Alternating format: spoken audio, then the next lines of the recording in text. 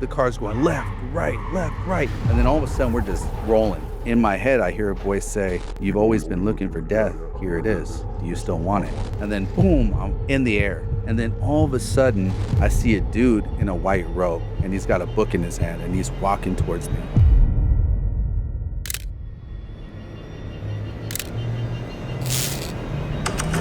Warning: sensitive content. This video contains graphic descriptions of violence, trauma, and spiritual warfare. Viewer discretion is strongly advised. This content is not suitable for children.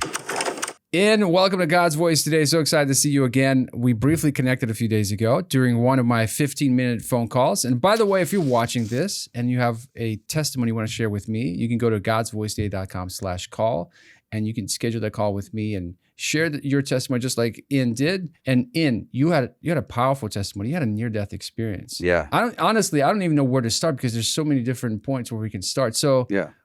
You can go as far back as you want. For everyone watching, people that don't know you, what happened? I was in a car wreck in high school, and I was ejected from the car and died and saw some things. But I kind of wanted to start off from like my childhood a little bit, if that's okay. Perfect. All right. Jump right in, man. So I was born in Chula Vista in January 26, 86 during the Super Bowl halftime. It was when the Chicago Bears versus the New England Patriots were going at it. It was like a big deal back then. It was like one of the most iconic wins in NFL history at that time. And I remember being born. I remember when I came from my mother, I could feel the sting of the air. It was like kind of like acidic. And as the nurse wraps me up and cleans me up and sets me on my mom's chest, I recalled that heartbeat. It was like home. It sounded different, you know what I mean? Because, I've been inside my mother for so long and hearing that heartbeat, you know, but on her chest, it was like home. And so my mom had some time with me before she gave me up for adoption. And yeah, I was adopted the same day. And before she let me go, she had some time with me and she told me to come and seek her out, that she'd always be in the Chula Vista area. And after the nurse came, got me and put me to her chest, it was like a safe heartbeat, right, with the nurse as she was holding me. And as she brought me to my adopted parents, she handed me to my father. And it was like a strong heartbeat, kind of erratic, you know what I mean? And it made me really uncomfortable. I started crying. And then my adopted mother reached out, picked me up, and it was unfamiliar, but it was like gentle and loving, right? And from there on out, like I never got back to that heartbeat that was home again, right? And just to give like some context from later on, right? Like later on in my life, like when I was about like 5 or 6 years old, I was playing with my little toy trucks at the bottom of the stairs, and I could recall like that feeling of missing something, you know? And I went to my mother who was in the kitchen doing dishes, and I go, "Mom, there's like this heart in my chest. It's like I'm waiting for something to come back, but I don't think it ever will." And so my mom starts crying because she knows what that is, but, and I was like, "Mom, I'm sorry. What did I say?" She's like, "It's nothing, and she's upset. And so I go back and play with my toys and, that was just a little context to that. Right. So we'll go back to, I'm about a year and a half years old. Right. My dad's a dentist and he wanted to do his missionary work in, Peru, Machu Picchu. And at that time, there was a terrorist group called the Shining Path. If you ever get interested in it, look it up. It's really interesting. I actually just looked it up a few days ago because I was getting prepared for this interview. But there was a lot of bombing activity, killing, and it was really bad. When we went down there, the currency, the $1 was like three to theirs, right? While we were there, it went from $1. Dude, check this out, to $550,000. So almost a half a million to like $1. It's crazy. So the currency collapsed. And what's crazy, man, is like I remember that. I remember when it got that bad. We we lived in this apartment um down the street from the ex-president of Peru, right? And below our apartment was the parking garage, right? And it was connected to the ex-president's their parking lot, right? And that window was like outside was like my TV back then, right? I was always people watching as a little kid. And I remember this one morning, I'm laying in bed, you could hear commotion, like kind of like people being loud outside. And so I went to the window and you kind of see people like it wasn't like your new usual where people just walking around early morning thing. You know what I mean? My parents were still asleep. And so I went back into bed and lay with my parents. And then as the day went on, it was chaotic as heck outside. Like people were panicking, freaking out because the dollar collapsed. And there was a man I remember, he's running with a wheelbarrow full of money. Money's falling out of the wheelbarrow. He don't even care. He's running. And I asked my mom, like, what's going on? Like, why's that guy running? And what's in the wheelbarrow? And she's like, it's money. And I'm like, well, what's he doing?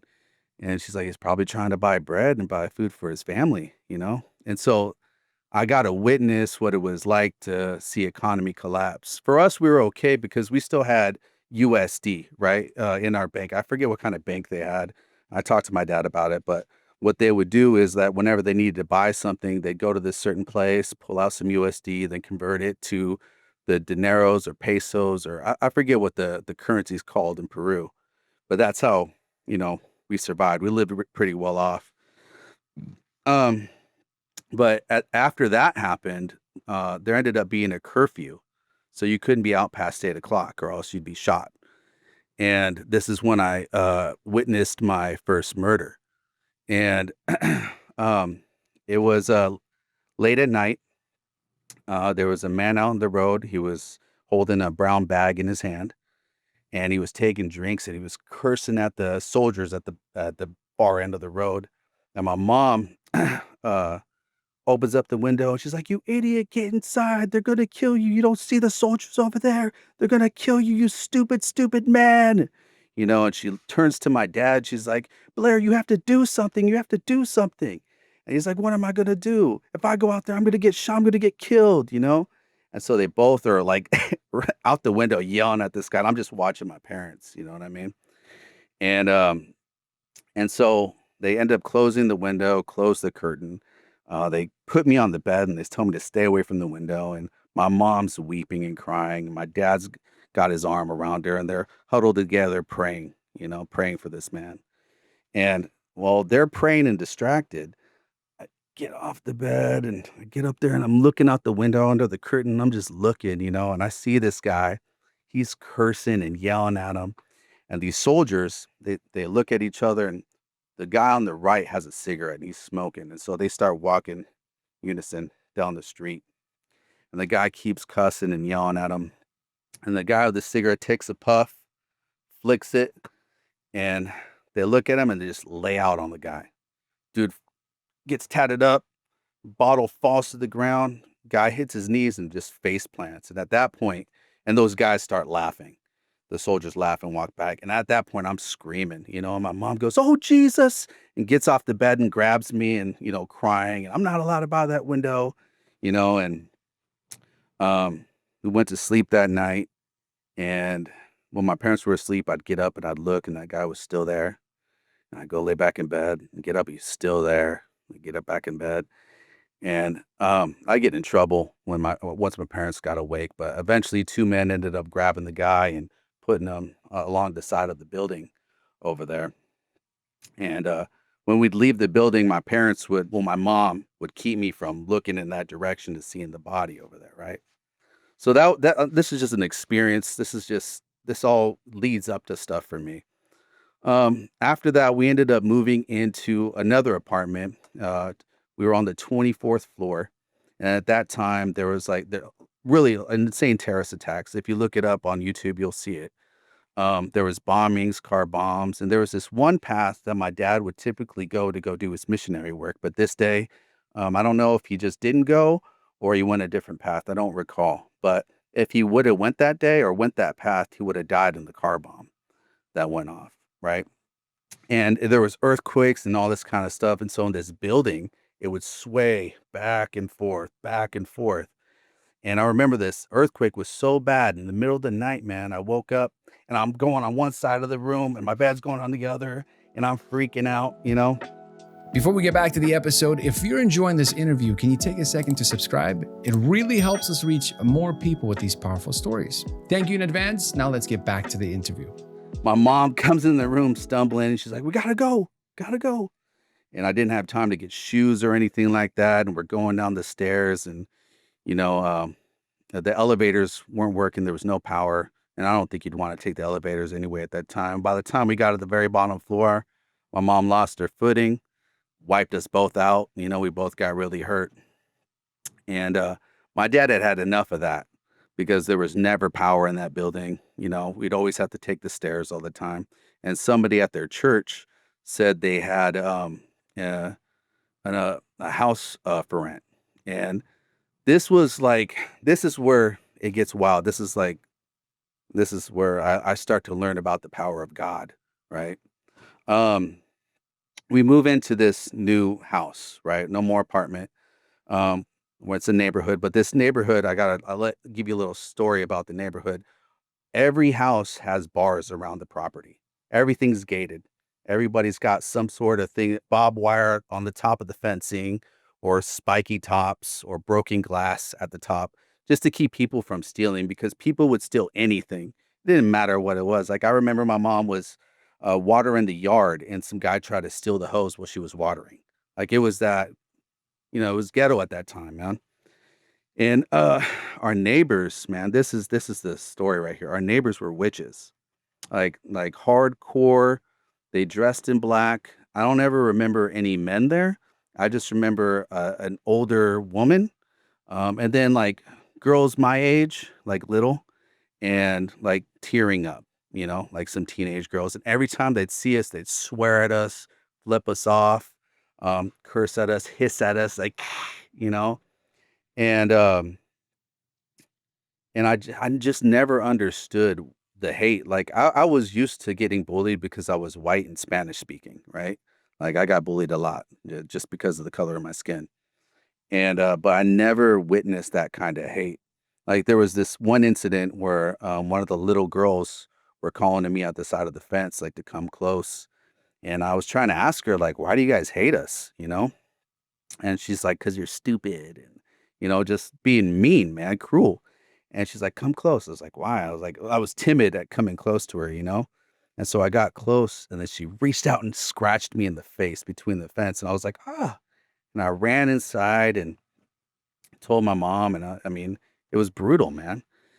And, I remember asking my mom, I was like, "Why do they hate us so much? Like, why?"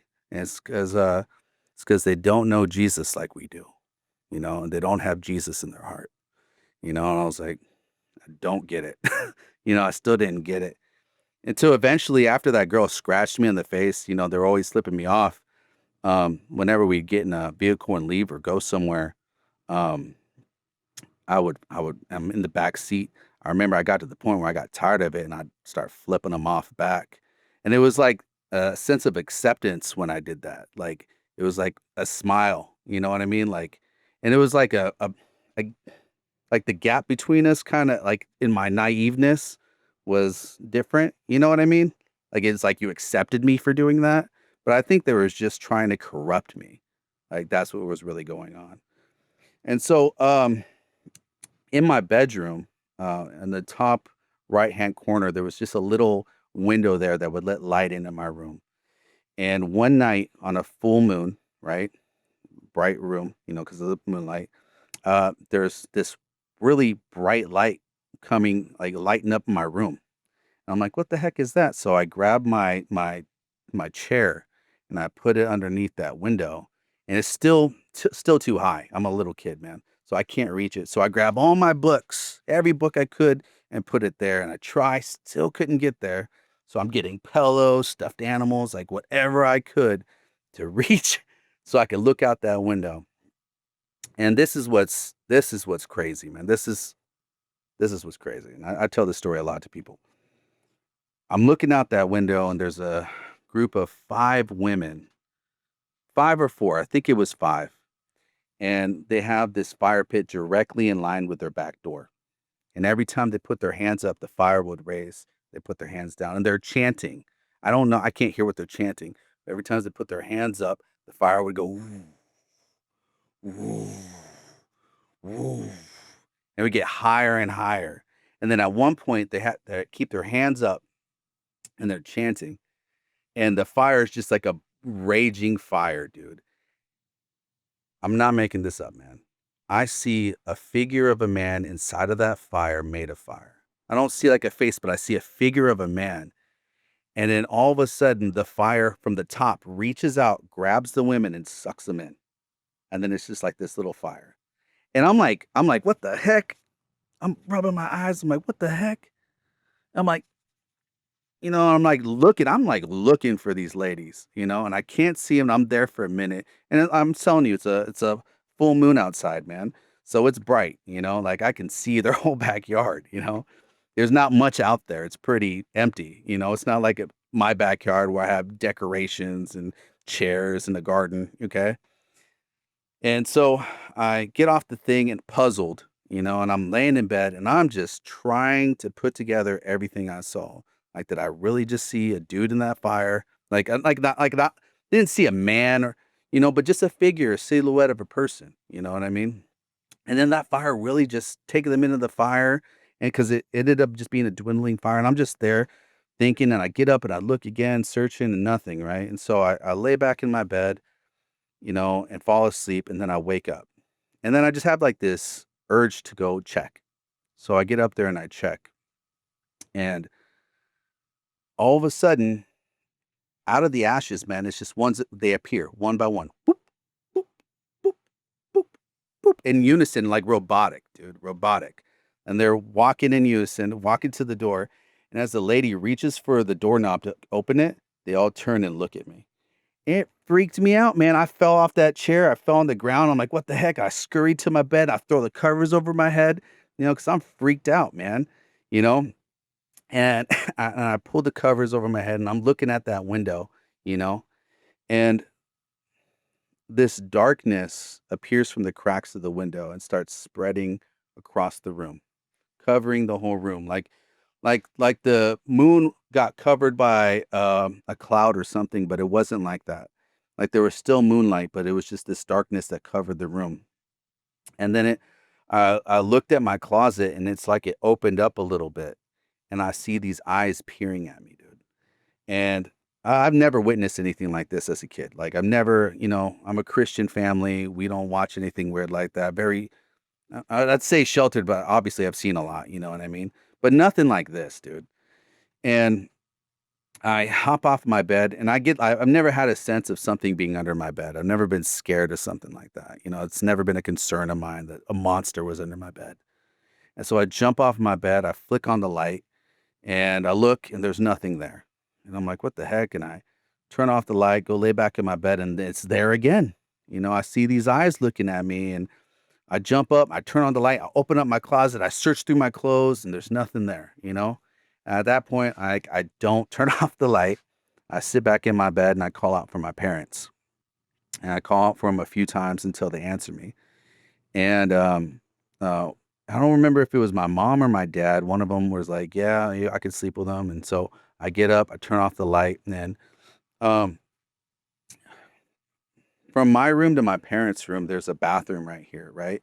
And this is two-story house, right? So there's my bedroom, bathroom, my parents' room, a spare workspace, and then I had a nanny that took care of me when my parents did missionary dental work. That's how I became really fluent in Spanish.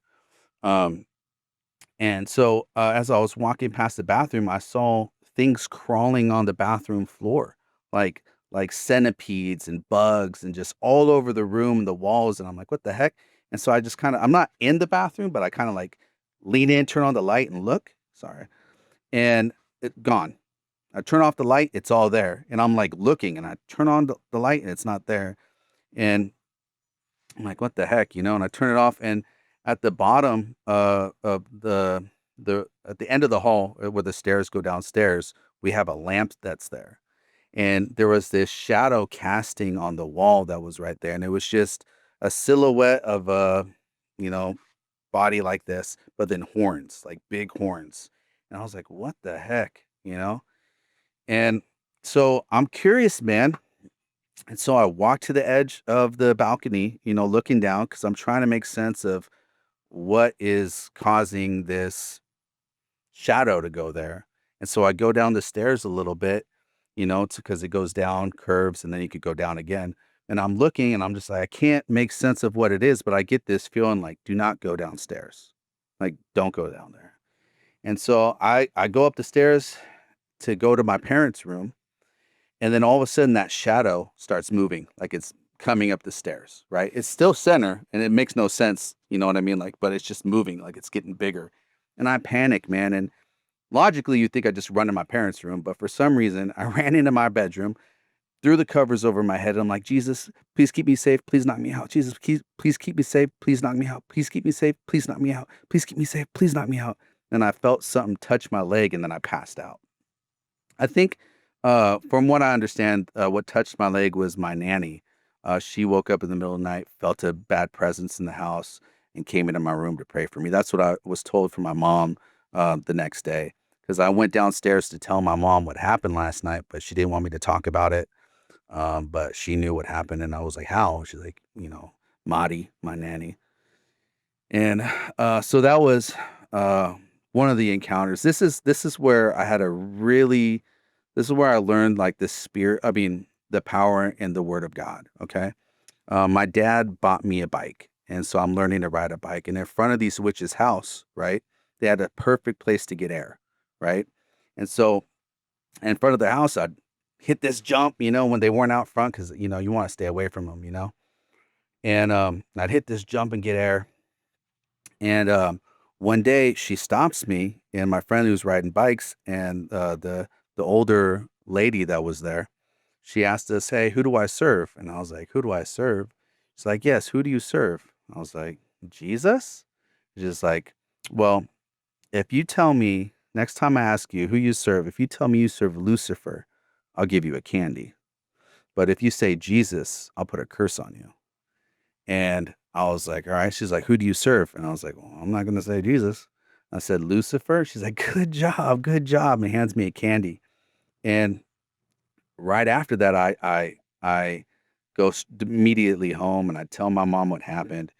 And she was so upset. She was angry. She snagged the candy out of my hand, threw it in the trash, and she points upstairs and says, "You go to your room and repent." And I was like, dang, like I didn't even do anything. But she wasn't mad at me. She was mad at like the whole situation. And I came downstairs and I told my mom what happened. She's like, "You do not ride your bike over there. You do not go over there." But man, I was a pretty rebellious kid, right? Like, that was that was just my thing. And so I went back. Oh, I can't leave this out. My mom says if she ever talks to me again, you say, "I rebuke you in Jesus' name," and you repeat that over and over and over. And that's when I learned the power of that, the whole power in that. And so I'm riding my bike and I do that whole thing where I'm not supposed to be there. I'm waiting till my parents aren't paying attention out there. And my dad was always doing his missionary thing at that time. And the witch asked me again. She's like, "Who do you serve?" And I said, "Well, my mommy said if you ever ask me to say I rebuke you in Jesus' name." And she said, "What did you say?" I said, "I rebuke you in Jesus' name. I rebuke you in Jesus' name. I rebuke you in Jesus' name." And she does this blood curdling scream like, "Ah! Lord," she goes, "My dark prince Lucifer, save me, save me." And she's speaking in Spanish and she says some other things. And I kid you not, her front door opens by itself, but it's pitch black, like a black veil over the door. Like open, it's just black. And she's screaming, running like this. And she goes into the door and the door slams like the wind caught it. And I was like, "Oh man, I gotta tell my mom about this." And I do, and I get in a bunch of trouble. I'm grounded. I'm not allowed to ride my bike for like 2 weeks. And then finally I get to ride my bike and my friend that lived down the street, Um, I wanted to show him what would happen if I, when you do that, just her reaction, because I thought, I don't know, I'm a dumb kid, and so I'm trying to get him to come over there. He's like, no, it's a bruja, like, now my mom tells me not to go over there. I was like, no, just come on, you know, and so she pays no mind to me, does it just is ignoring us, and she's planning something along the walk path of her home, right? Along the thing. And I go, aren't you going to ask me who I serve today? And she slowly gets up and I look over to my friend and he's gone. He is pedaling going home and I see him drop his bike and he runs into his house. And I turn over and she grabs me by the arm and she points at me and she's like, "You abused the power in those words." I'm like, "Let go of me, let go of me." And she lets go and I start pedaling off. And as I'm heading to my friend's house, I'm looking behind me and I see this lady and she's going out like this. And like, dude, something supernatural happens. Something translucent, kind of bluish in color comes out of her arm and like is flying towards me and I stop my bike because I'm like, "What the heck?" And it's getting closer and closer and it looks like a demonic hand, like hands out like this. And it's coming at me and I fall off my bike and I get back on it and I go, "Ha ha, you missed," as I'm looking back on her and I go to pedal. And as I do, that demonic hand came back and hit me on the head. And I'm shaking. It was like electrocuting me. I'm just like, "Ugh," and I'm just shaking, dude. And I fall off my bike and I'm just like, just shaking, curled up. And in my head, I'm like, "Jesus, help me, help me." And my friend's mom, uh, who went home, she comes outside. She goes, Patricio, mijo, yeah, like what the heck? And that lady, the whole time this is happening, she's chuckling, like, just chuckling. And she says something along the lines like, I bind you or rebuke you in the name of Jesus. Get on your white horse and leave. And I plead the blood over the lamb over you, like over me, pleading the blood of the lamb over me. And she picks me up and she calls out for my mom, like, "Karen, Karen." And my mom comes out. She's like, "Oh, Jesus, what happened? Was he hit by a car?" She's like, "No, you need to grab his bike, though, because my bike's in the middle of the street." And my mom's carrying the bike, but she doesn't bring it into our fencing, into our yard, and I was concerned because everybody steals everything, right? She left it outside of our home. So I'm like, but I'm so out of it, man, that I can't say anything, And so she comes into the front of our, like inside of our home holding me. And she's like, "Where do I put him? Where do I set him down?" And then there was a couch in the living room. So she sets me down there. And she's like, "Karen, you need to call your priest to get them over here right now. You need to start a prayer chain and pray over me." And at that point, um, I start getting really violently sick, dude. I'm like, "Mommy, I don't feel so good." And I start puking and puking. My mom gives me water and I can't keep anything down, dude. I'm puking, puking, puking. Eventually, a priest ends up coming to the house, blessing me, putting the holy oil over my head, praying over me. And I'm not getting better, dude. I was like that for 5 to 7 days. I really don't know because I was young, but it was a long time. It was about a week. Um, and during those days, it was torture. I saw like demonic figures. Um, Creeping up on the side of the couch or looking at me. I would start having dreams of my parents killing each other or killing me. Um, it was straight up demonic, man. I just remember it was torture. It was literally mental torture. And my mom was fasting the entire time, praying, had her Bible next to me, never left my side. So I learned the power of fasting and prayer, through my mom. Like I understand how powerful that is. I remember at one point my mom was sure I was going to die. She was sure of it, and so she made me say the Lord's Prayer, and she made sure that I said every single word. And that that that next morning, I woke up and I I see my mom, she's on the rocking chair and her head's back, mouth is open, Bible across her legs, like exhausted, man. This lady's going through spiritual warfare for the life of her son, you know? And and I'm like, "Mommy, mommy, I'm hungry." You know what I mean? I'm hungry. And so from that day forth, I wasn't allowed to go outside. I wasn't allowed to, do anything. And and then later we ended up moving back to California, lived in Poway for a while. And I had a good relationship with God, right? As a kid, my mom made sure of it. I mean, would make me pray and all this kind of stuff all the time. Obviously, repent for things when I did things wrong. And um, when we moved to Oregon, I was about in second grade. Um, I asked God to prove that He was real to me. I was like, God, I know that you're real, and if you don't do this, I'm not gonna not think you're real. I'm gonna believe no matter what. But if you could only let it snow in my backyard, that'd be really awesome because I know that you hear me.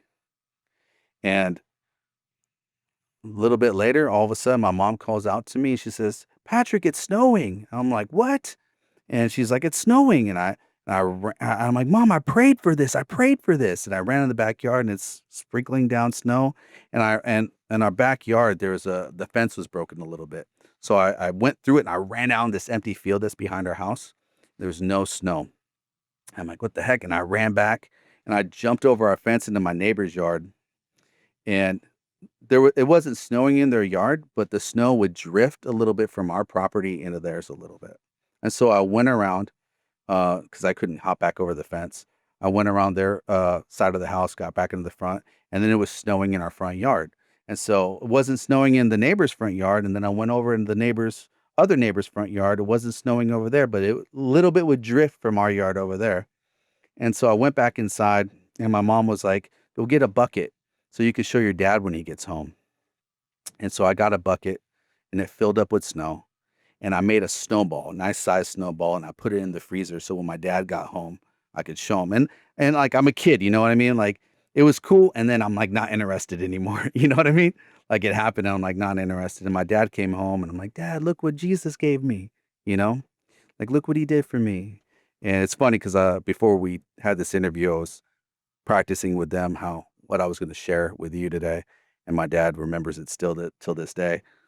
And and so I'm just showing you like how God has revealed himself to me. And so there was this one day, man, I'm watching Saved by the Bell and I'm playing with my Lincoln Logs. Um, and I'm pretending like on Saved by the Bell, there's a guy smoking. And so I grab my Lincoln Log and I'm pretending like I'm smoking. And I started to feel guilty. And I I I I go to my room and I kneel on my bed and I pray for forgiveness. And I tell God, I'm like, God, I know one day I'm gonna grow apart from you. Just don't let me get too far away. I know I'm gonna grow away from you. Just please don't let me grow too far away. And nobody told me to do this. This was just like was on my own heart, you know. And this is a really important part of what my out of body experience that I get to. But this is like the important part was that prayer that I said to God.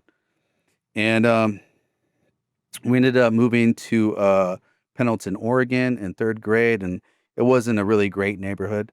There was a guy at the end of the street um, who took advantage of me in inappropriate ways. As I'll let people read between the lines on that, and that went on for many years. I ended up smoking marijuana in third grade. Um, it wasn't a regular thing, but a few times I'd smoked marijuana over there, and I started getting into smoking cigarettes in third grade. If I couldn't get a cigarette from that neighbor over there, I'd smoke it on cigarette butts that I found on the ground. And this kind of rebellious attitude started happening from then on out, right? Um, then leading up to my teenage years, right? I'm 14. I meet this beautiful Latina. I remember when I was at this quinceanera, man, and she walked out, dude, and it was like time slowed down, dude. It was like all I saw was her, and that's what I wanted, man. And I'm like, she's gonna be mine, dude. And didn't happen right away. I mean, we introduced ourselves, but she was dating a buddy of mine, and then, you know, ended up dating me later on. And but it wasn't a great relationship, man. It was a really corrupt situation. Um, I ended up losing my virginity to her, but she also started fooling around with my friends on the side. So it really, I didn't understand that, man, because I just wanted to be with one girl for the rest of my life and marry her. You know what I mean? That was like my train of thought. And but and I couldn't just move on, like, like knowing that she was still messing around with my friends, like it just gave me a hardened heart and made me feel like being that kind of way was okay. Um, and so I started getting that rebellious spirit, right? And I started to learn that my parents could tell me no and ground me to my room, but they couldn't chain me to the walls. And so then I realized that it's just words. You're grounded. You can't leave. And I was like, watch me, you know? And so I started leaving home, not doing what they wanted me to do, not listening. And then eventually running away. And it's when I ran away where the worst things happened to me. I ended up staying at my buddy Tony's house. I lived under his bed for a while, for a couple weeks, until the cops came to his house searching for me, and then the mom would no longer let me be there. And I remember one late night, I went to his window so I could come over and sleep, but he's like, "Hey, you can't come here. My mom won't let you be here anymore." I was like, "Well, what am I supposed to do?" He's like, "I don't know, you know?" And so I went to the levee. There's this creek that runs there, and I slept by the river, and it was terrifying. Like there's like deer and all that kind of stuff that are out there. So at night, in the middle of the night, you'll hear things splashing through the water, and it's pitch black, man. There's no light, you know what I mean? And so when the sun finally came up, I was soaking wet. Like I didn't realize that like the dew in the morning, would soak everything up. Like it was like I took a plunge in the river, right? And so I got pneumonia. I had this like sick cough, and I went to that one guy that I was mentioning earlier, that where I smoked cigarettes, and he was diddling me, and I went there, and I just kind of told him the situation and what was going on. I just needed a little place to rest till I figured things out. And so he made me soup, got me comfortable, helped me get my clothes washed and cleaned and everything like that. And um, that night, we were hanging out, and I asked him, I was like, "Hey man, you got any beer or anything? Like get drunk?" And he's like, "Oh, I don't got any beer, but I got some wine." I was like, "Yeah, man, I'll drink some wine." So he gets me some wine and hands it to me, and there's this floaty stuff, white floaty stuff on the top. I'm like, "Dude, what is this?" He's like, "Oh, it's just to preserve the taste. You can just slurp that. Just slurp it." I'm like, "All right." And I slurp it, and it's this instant powder in my mouth, dude. Instant powder. I'm like, "Dude, what the heck is that?" He's like, "Just chug the drink. You'll get that taste out your mouth." So I just start chugging the drink. I'm like, "Dude, that's nasty. I don't want that?" It's my first time drinking wine, and it was horrible, right? And so we're hanging out, and I started to get really tired. I'm getting really tired. And so we go to sleep, and I'm sleeping in his bed. I was always comfortable, I wasn't, you know, weirded out by sleeping in the same bed with somebody. But he starts to get undressed. I'm like, "Dude, what are you doing?" He's all, "Why sleep in the nude?" And I was like, "Well, you're sleeping under the sheets then. I'll sleep above the sheets with a comforter, but you're sleeping under the sheets." And I pass out, and I wake up to this dude sucking on my ear and his hands on me, like down my pants. And I wake up, I'm like, "Dude, what are you doing?" He's like, "Oh, I thought you'd like it." I was like, "No, man, get your hands off me, dude, before I tell everybody you're freaking a weirdo." And he's like, "All right." And then I fall asleep, and I wake up again to the same thing, sucking on my ear, touching me. And I'm like, "Dude, what did I tell you?" And I elbow him in the face, just bop. And I get up, but when I get up, everything's pixelated. And I'm so out of it. I was like, "Dude, what did you do to me? Like, what the heck?" And he's like, "Dude, I was gonna give you a choice, but not anymore." And then he throws me down and starts just punching me, just brutally punching me in the face. Just just beating the crap out of me. And I was shocked, dude. I was like, what the heck, man? Like, what the heck is happening? And so I cover my face, cover myself, and then he starts trying to yank down my pants. And then I go to grab my pants, and then he starts beating me in the face again. And so it was just a battle between getting punched in the face and keeping my pants on. And I lost the battle, dude. I lost the battle, and I got thrown on my stomach, and it was painful and brutal. I'm facing the pillow, just in agony, you know. Um, and I start calling out for help, right? I start calling out for help. And he's telling me, you scream as loud as you want, because his house is kind of halfway into the ground, right? His house goes into the ground a little bit. There's a couple windows, that are above the ground, but he's all, nobody's gonna hear you, you know. And so I start praying to God. That's the only thing I got left, man, is I got God. I'm gonna pray, and so I start praying to God. God, help me, please, please help me. Bring me somebody, bring me an angel, bring me something. Like, kill him where he is. And at this point, we're kind of face to face. My legs are in the air, and he's face to face. And for some reason, there's like this red glow to him, dude. And I'm like, "You're the devil." I'm like, "You're the devil." He's like, "You're right," you know. And I end up crapping the bed. And he turns on the light, throws me off the bed, and I see his dog, and I'm trying to call his dog because I'm gonna try to the dog, And he gets his dog away. He knows what I'm trying to do, and I'm like, "Hey, come here." I tell the guy, "Come here," and he's like, "What?" I was like, "Come closer. I need to tell you something." He's like, "What?" I'm like, "Come closer." And he gets closer, and he's perfectly where I wanted him, and I kicked him in the balls as hard as I could, just pop. And I heard him, and I start laughing. I'm laughing like, ha ha ha. Ha. He's like, "Oh, you think that's funny? You think that's funny?" And he grabs my legs, spreads them apart, and just stomps on me, dude. And that hurt so bad. It was excruciating pain, and I passed out. Uh, the next morning, I wake up, and I'm naked in the bed, and I'm like, "What the heck?" And I got this crazy headache, and I'm like, "What the heck, man?" And so I get up, and I'm like, "Where's my clothes?" He's like, "Oh, I'll get them for you. I washed them for you." He's like, "You washed them for me?" "Yeah, they were filthy." I was like, "All right," and I'm like, I'm still trying to gather my thoughts. You know what I mean? And I get my clothes, and I'm putting two and two together. You know what I mean? And I go to the bathroom, and I poop. And when I poop, I see um, semen, I see blood, um, and I'm like, because when I go to wipe, there's like some blood, and I'm like, what the heck? And I looked in the toilet, and I saw, what I saw, and I finished wiping it. And at that point, I'm like, it was real. What happened to me actually happened to me, and I'm at the sink looking in the mirror, like, what do I do? What do I do?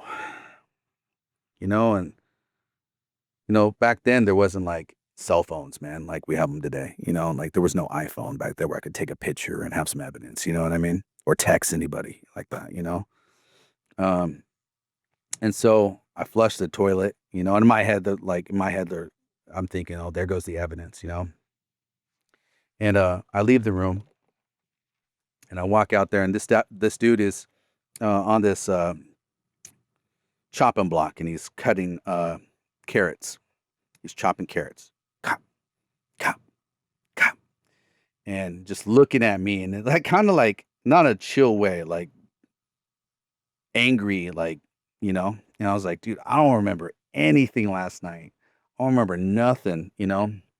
And um I see him just chopping the knife, and I look over to myself, and there's all his knives right there.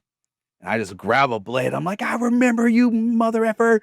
I remember, I'm going to kill you. I'm going to kill you. And he puts his knife down and just starts walking to me. And I'm swinging this knife, dude. I'm swinging it. And um, he, as I'm swinging out like this, he grabs that my arm, twirls me around, hovers me over the sink and puts the knife to my throat. And he's like, "You think you're the first one I've ever done this to? You're not. I got other kids in barrels, and I have a friend who's a judge who also does this with me. So there's nothing that you can do. No one's going to believe you. And if I slit your throat right here, nobody's ever going to find your body." And I was just like, oh, like I was just like, damn, dang. And he's like, "You're going to calm down." And I'm like, like I'm checkmate, man. You got me. Like, there's nothing I can do, you know? And I'm like, yeah. And so he puts the knife down, and as he walks away, I go to try to grab the knife, and he slams my hand down and tells me to go sit at the table. And I go sit at the table, and I'm like, you know, I don't know what this is. I don't know if I'm kidnapped at this point. I don't know what's gonna happen. You know what I mean? We're sitting at the table. He hands me a bowl of food, a stew that he made, and pretty much he's just telling me. I was like, "So what? Like, do I get to go home? Like, can I call my mom?" And uh, he's like, "Are you gonna tell anybody?" I was like, "No." He's all, "Because if you do, I'm gonna kill your parents." And I'm like, and I call my mom, and he's standing right there with me while I'm doing it. And I'm like, "Hey, because I've been running away. I was like, I'm at Arts. He's gonna bring me home." And then he starts talking to her. And so the drive to as he's taking me home is just silent. I'm like mad. And as we get out the car and I get out, he's like, "You remember what I said?" I slammed the door out on him and I'm flipping him off. As I get in the house and my parents aren't there, nobody's home. And I go straight to the bathroom and I hop in the shower and I just could not get clean, dude. I couldn't scrub myself as much as I wanted and I couldn't get clean. It was beyond skin deep, dude. The filth that I felt. And at that point, after that, I didn't feel like a man anymore. I felt like my manhood had been robbed from me. And I remember after I got out that shower, I just looked in the mirror and I just started bad mouthing myself. Like, I'm weak, I'm pathetic. And that went on for so long, dude. It went on for so long. And this plays a big part of what leads to my NDE experience. Cause I was on the path of I didn't want to commit suicide, dude. Like I just couldn't do it. I tried, dude. I tried to hang myself, couldn't do it. I tried to take my dad's gun, couldn't do it, man. I just couldn't do it. I got into cutting myself. I would often cut my wrists. I'd cut my legs. And then I started looking for ways to get lost in drugs. So anybody that you know I knew of, I'd try to go down that route and just to lose it. And I still couldn't escape it. I stopped talking to all my friends and my girlfriends for a long period until my girlfriend just showed up to my house, and I was still dating Kim at that time. And she's like, "What's going on? What's wrong with? Why aren't you answering my calls?" And I just couldn't tell anybody, man. I was ashamed. I felt like I did this. I felt, it was embarrassing, you know. And I just held her and I just started weeping. And I hadn't had a chance to cry like that with anybody.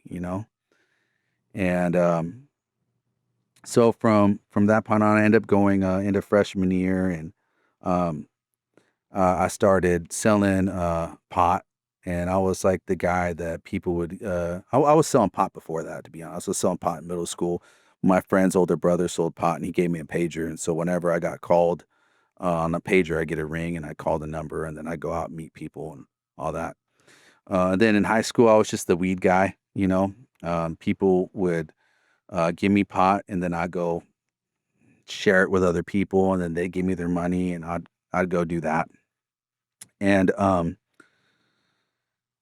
I this one particular day, um, a couple of days before, this one particular day was the week of Thanksgiving.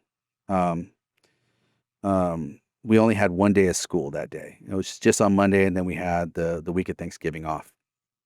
And um, prior to that day, my girlfriend at the time called me and had a horrible dream that I died in a car wreck.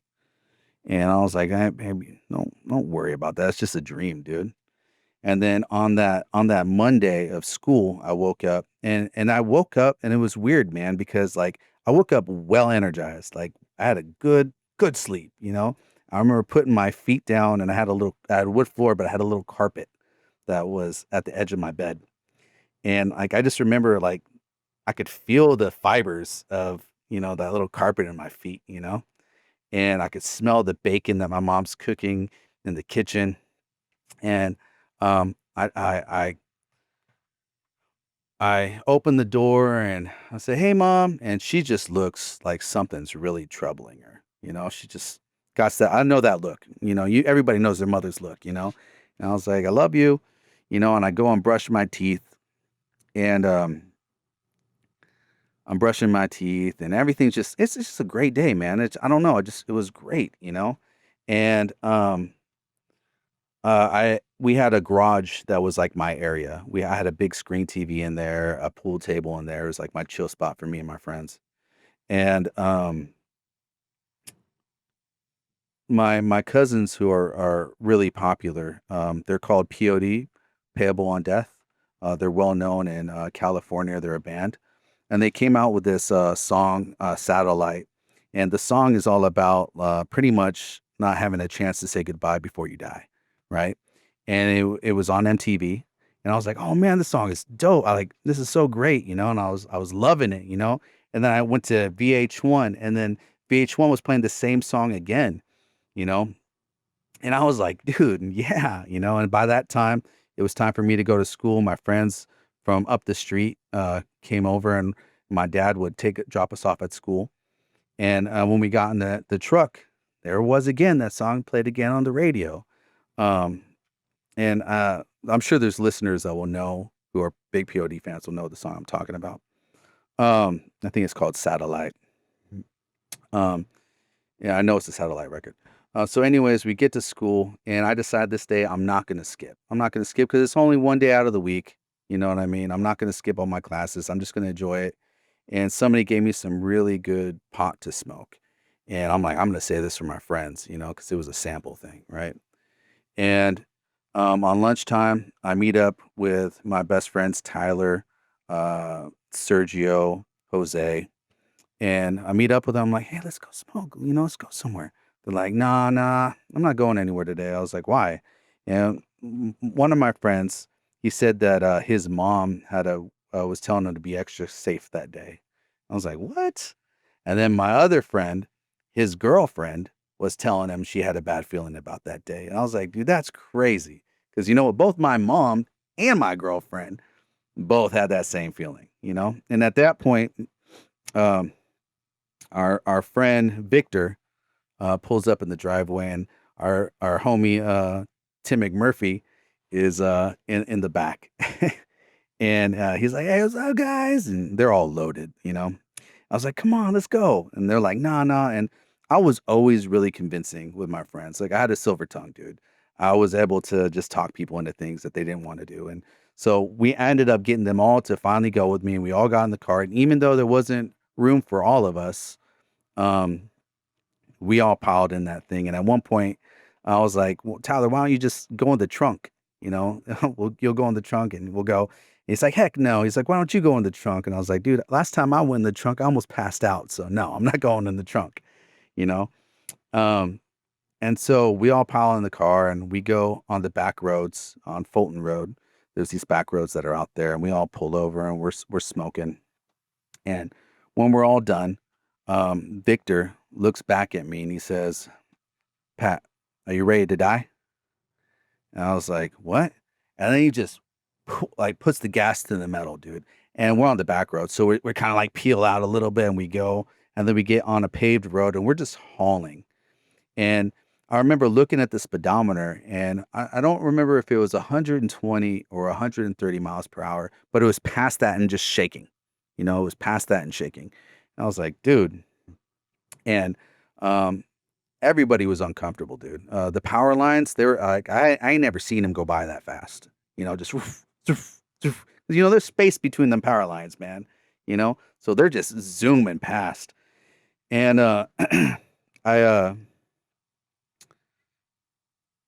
I'm like, uh Oh, I put on. I tell my buddy Tyler, I'm like, hey man, scoot over, dude. And he scoots over, and I put on my seatbelt. And I put on my seatbelt, and then it starts a chain reaction, and everybody else starts buckling up.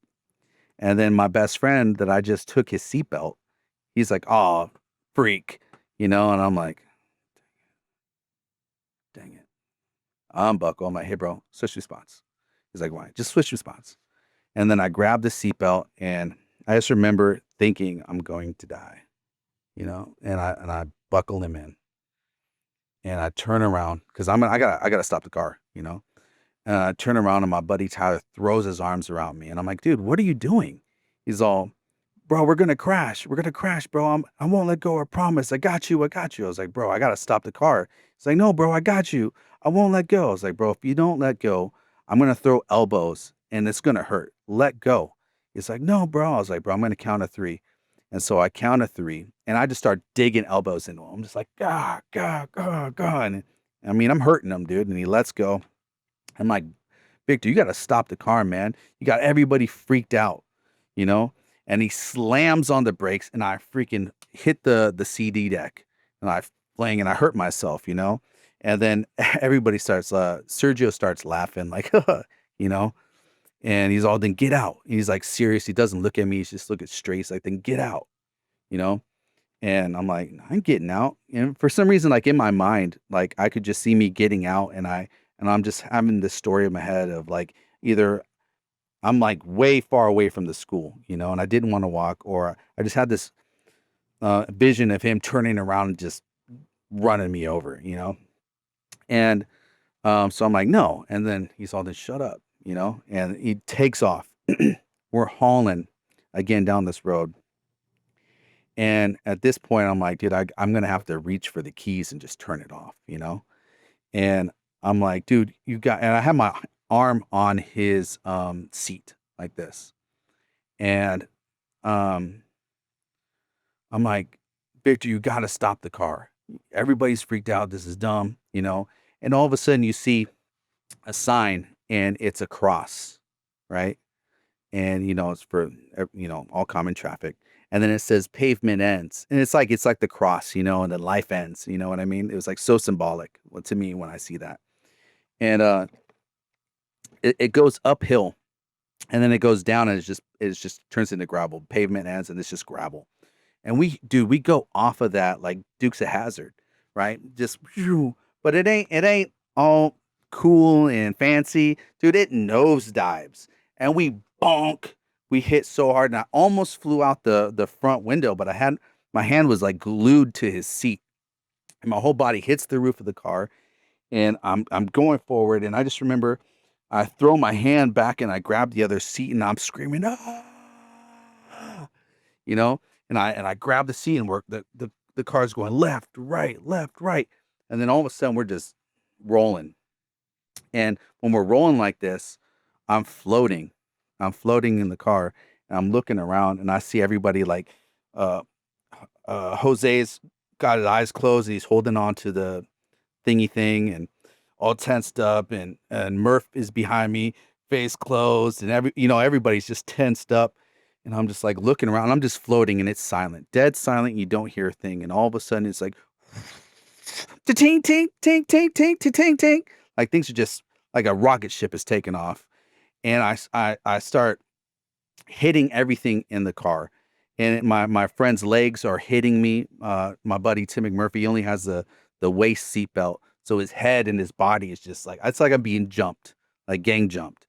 And at one point, I'm like, I gotta get my body between their legs, to keep myself safe. So I'm trying to get myself between their legs, and as I do, I come out and I go right up and I hit the ceiling, hit the ground. I go king king king king king king king king, and I fracture my back.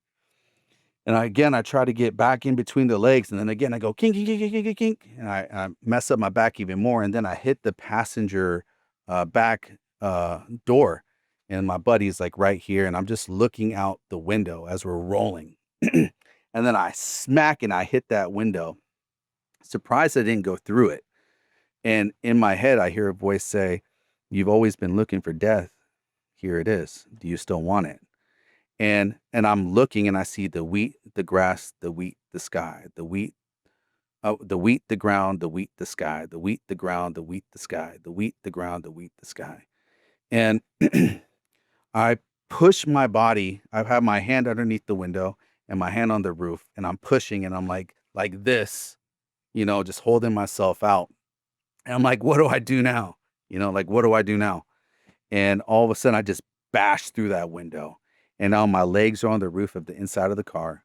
My body's on top of the car like this, and I'm stuck, dude. I'm pinned, you know. And as the car is rolling, I'm luckily every time it would have rolled on my body, the car bounces, so it's missing rolling on my body.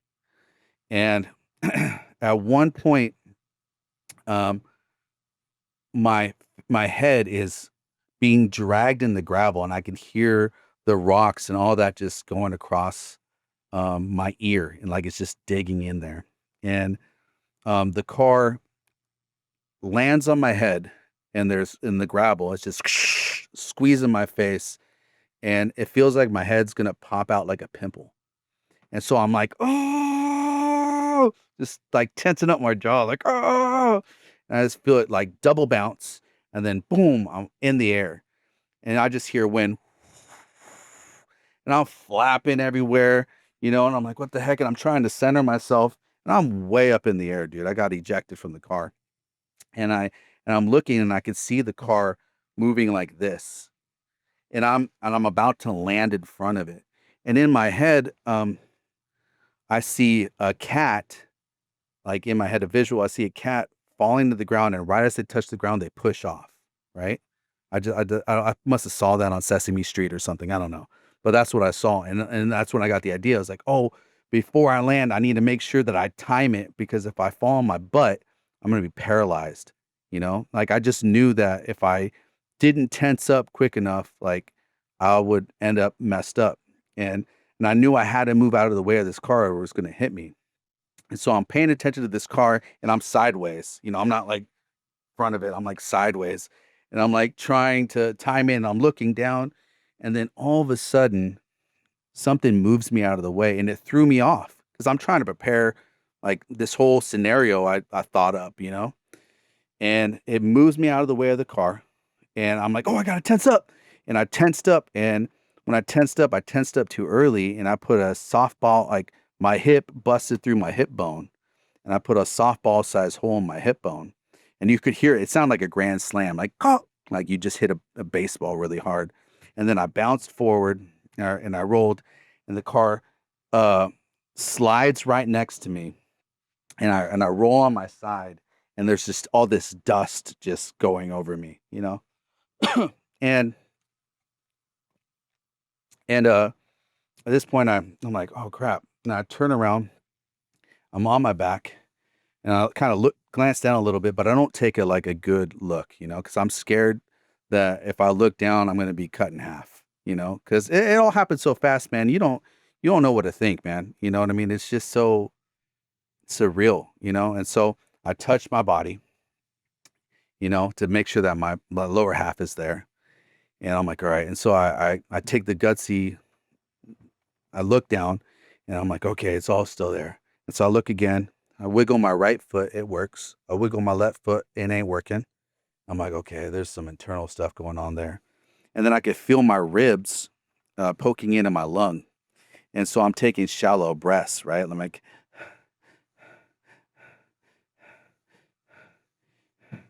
and all of a sudden, man, I have no control of this reaction. I start insanely laughing. Like I can't laugh like that. I've never been able to recreate that laugh, but it's like an insane laugh of like, I made it.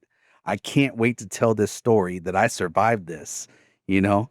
And all of a sudden it's like the air got knocked out of me. When you get the air knocked out of you, you breathe, and like if you remain calm and you just keep breathing, you get that sensation of, oh, I got a good breath, right? And so I'm like, I'm keeping that in mind because I went through a phase of where I like to fight and do stupid stuff. So been beat up plenty of times to know what that feels like. And so I'm like taking deep breaths, and I'm like, at first, I told you I was taking shallow breaths because of that puncture, but I could no longer feel that puncture. I'm more worried about not being able to breathe. And I feel this coldness come over the tips of my toes, comes down my feet, up to my knees. And at this point, I'm kind of freaking out and I'm breathing quicker. I'm like, and I can feel it coming up my chest and then, and at that last breath, I'm like looking at myself and my eyes are wide open. My mouth is, and I'm just like, what the heck? And I'm floating above myself. And I look at the car, like I'm just flat and I have no control of me floating up. And I look at the far left and it's like being in the plane, man. You can see everything. And I'm looking left and I look right. I'm like, what the heck? And then I just stared at myself and I kept my eyes on my own eyes as I'm passing up further and further and I'm getting smaller and smaller. And I start to pass through a cloud and then I'm like in all white, like when you're in a cloud, when you're in a plane, you're flying somewhere, it's all white around you. And so I'm waiting to get through to the other side of the cloud and to go out to the edge of the cosmos and become a star or, I don't know, man, that's just kind of where my thoughts are at, you know what I mean? And all of a sudden I'm just there and I've been there for a minute, and I'm like, what the heck? And so I I look down and I point my feet down, because like there's no ground. And so I'm like, put my feet down. And I'm like, just like trying to move, And I'm like, what the heck? And I remember I lifted my legs up high to see if I could feel a sensation of falling. And I remember falling up backwards to see if I would feel a sensation of anything, you know what I mean? And there was nothing. And so I'll go, hello, hello, is anybody there? Hello. And all of a sudden in the distance over here, I have like eagle hawk vision, man. I have really good vision all of a sudden. I see a dude in a white robe and he's got a book in his hand and he's walking towards me. He's got no body hair, looking like Mr. Clean, just walking towards me. And it freaked me out, man. It freaked me out. Like I went from being really brave of like, is anybody there to like, I need to get away from this. And so I look to the right of me and there he is. He's walking right towards me. I'm like, what the heck? I look back over there and there he is, and then I look forward and there he is. I'm like, what the heck? And so I look down between my feet because I don't know, I didn't want to see this guy coming at me. I was terrified, dude. And I look down between my feet and there he is. He's walking straight at me. So he's in the center of all my vision, and so I look forward and I closed my eyes and I could see him through my eyelids walking to me. And so I put my hands over my eyes and I could see through my eyes and my hands. Like I cannot not see this guy, dude. And so I'm panicking, dude. And I know I look silly and goofy, dude, because at this point, only thing I can do is I'm trying to run backwards, dude. I'm running backwards, and I'm panicking. And this guy comes up to me and I fall back. I just like, I'm like, you know, goofy, man, goofy. And he said, don't be afraid that you're not dead and you're not alive, um, but you're here because God has something to show you because of a prayer you said when you were a kid. And that was the prayer I told you about when I was smoking the Lincoln Logs. And I said, God, I know one day I'm going to get too far away from you. Don't let me get too far. And so that's why I started sharing my story with you with everything that I shared, And I knew exactly what he meant. And I'm like, good, man, I can't be dead because I got a wife and kids at home. I got a girlfriend on the side. He said, be silent. Don't speak as a fool. And like with like daddy authority, you know what I mean? And I was just like, oh, shoot. And he says, you are seeing a girl named Kim. You do have best friends named so and so and so and so. And I was like, oh, dude, this guy knows a lot about me, you know? And like, so here's the thing, man. Like, as I get into the story, there was so much that happened. I was there for a long time, dude. I was there for a long time, but some of the alignment of how everything happens, right, kind of gets fuzzy, right? Um, I asked him, I was like, so are you an angel? And he says, yeah, that's one of the many names we're known as, but yes. I was like, well, I thought angels had wings. And he goes, we do, but they're there when we need them. I was like, well, can I see? He's like, yeah. And so he steps, away from me a little bit. And then these wings appear from him behind like this. And they're not bright light, but it's like they're so white and like glowy, and then they come out and then they just open up, dude. They're just woof, they're big, and I'm just like looking at them like jaw, like natural. My eyes were just wide open and my jaw is just, and I was like I just saw a unicorn or I just found like a mountain of gold. You know what I mean? I was just in awe, and I'm like, dude, I cannot wait to tell everybody I saw an angel, man. Like I was excited. I was just like in awe, and I know he felt good with my reaction. I mean, that'd be a good ego boost. I don't know, and and you know, uh, we end up in conversation. There was a lot said. Some of the stuff I was told, some of the conversation that I was told there was going to be taken from me, and that God would reveal it to me when the time comes. Like so, some of the things that I saw there, um, I won't know until whatever that time is. Okay, so I'm trying. Like this is where it kind of gets kind of patchy for me. Um, there was a one point when we talked about sex and how there's no sex in heaven. And I was like, "What do you mean there's no sex in heaven?" He's like, "Well, look." I was like, "Look." And so I look down my pants and I freak out, man. I'm like, "What the heck? What the heck?" I didn't have my junk wasn't there. My private parts weren't there. I was a Ken doll, man. And I'm like really looking and I'm freaking out. And this angel's laughing at me because he's like, "You all act the same. You guys all your reaction is all the same." I'm like, "What the heck? What the heck?" I'm like, "That's messed up." And so there was another moment too, where he's like asking me about something, and I'm like, "I don't know the answer to that. Like, I don't know what the answer is to that." He's like, "You do." He's all, "Just think on it." I'm like, "Okay, how am I gonna think on something I don't know? Like, I don't know the answer. How am I gonna think on it?" He's all, "Try it." And when I tried to think of this thing, it's like I had all the answers.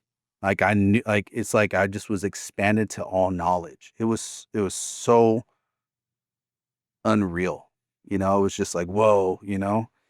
And then we went about how there were some things that God wanted to show me, and how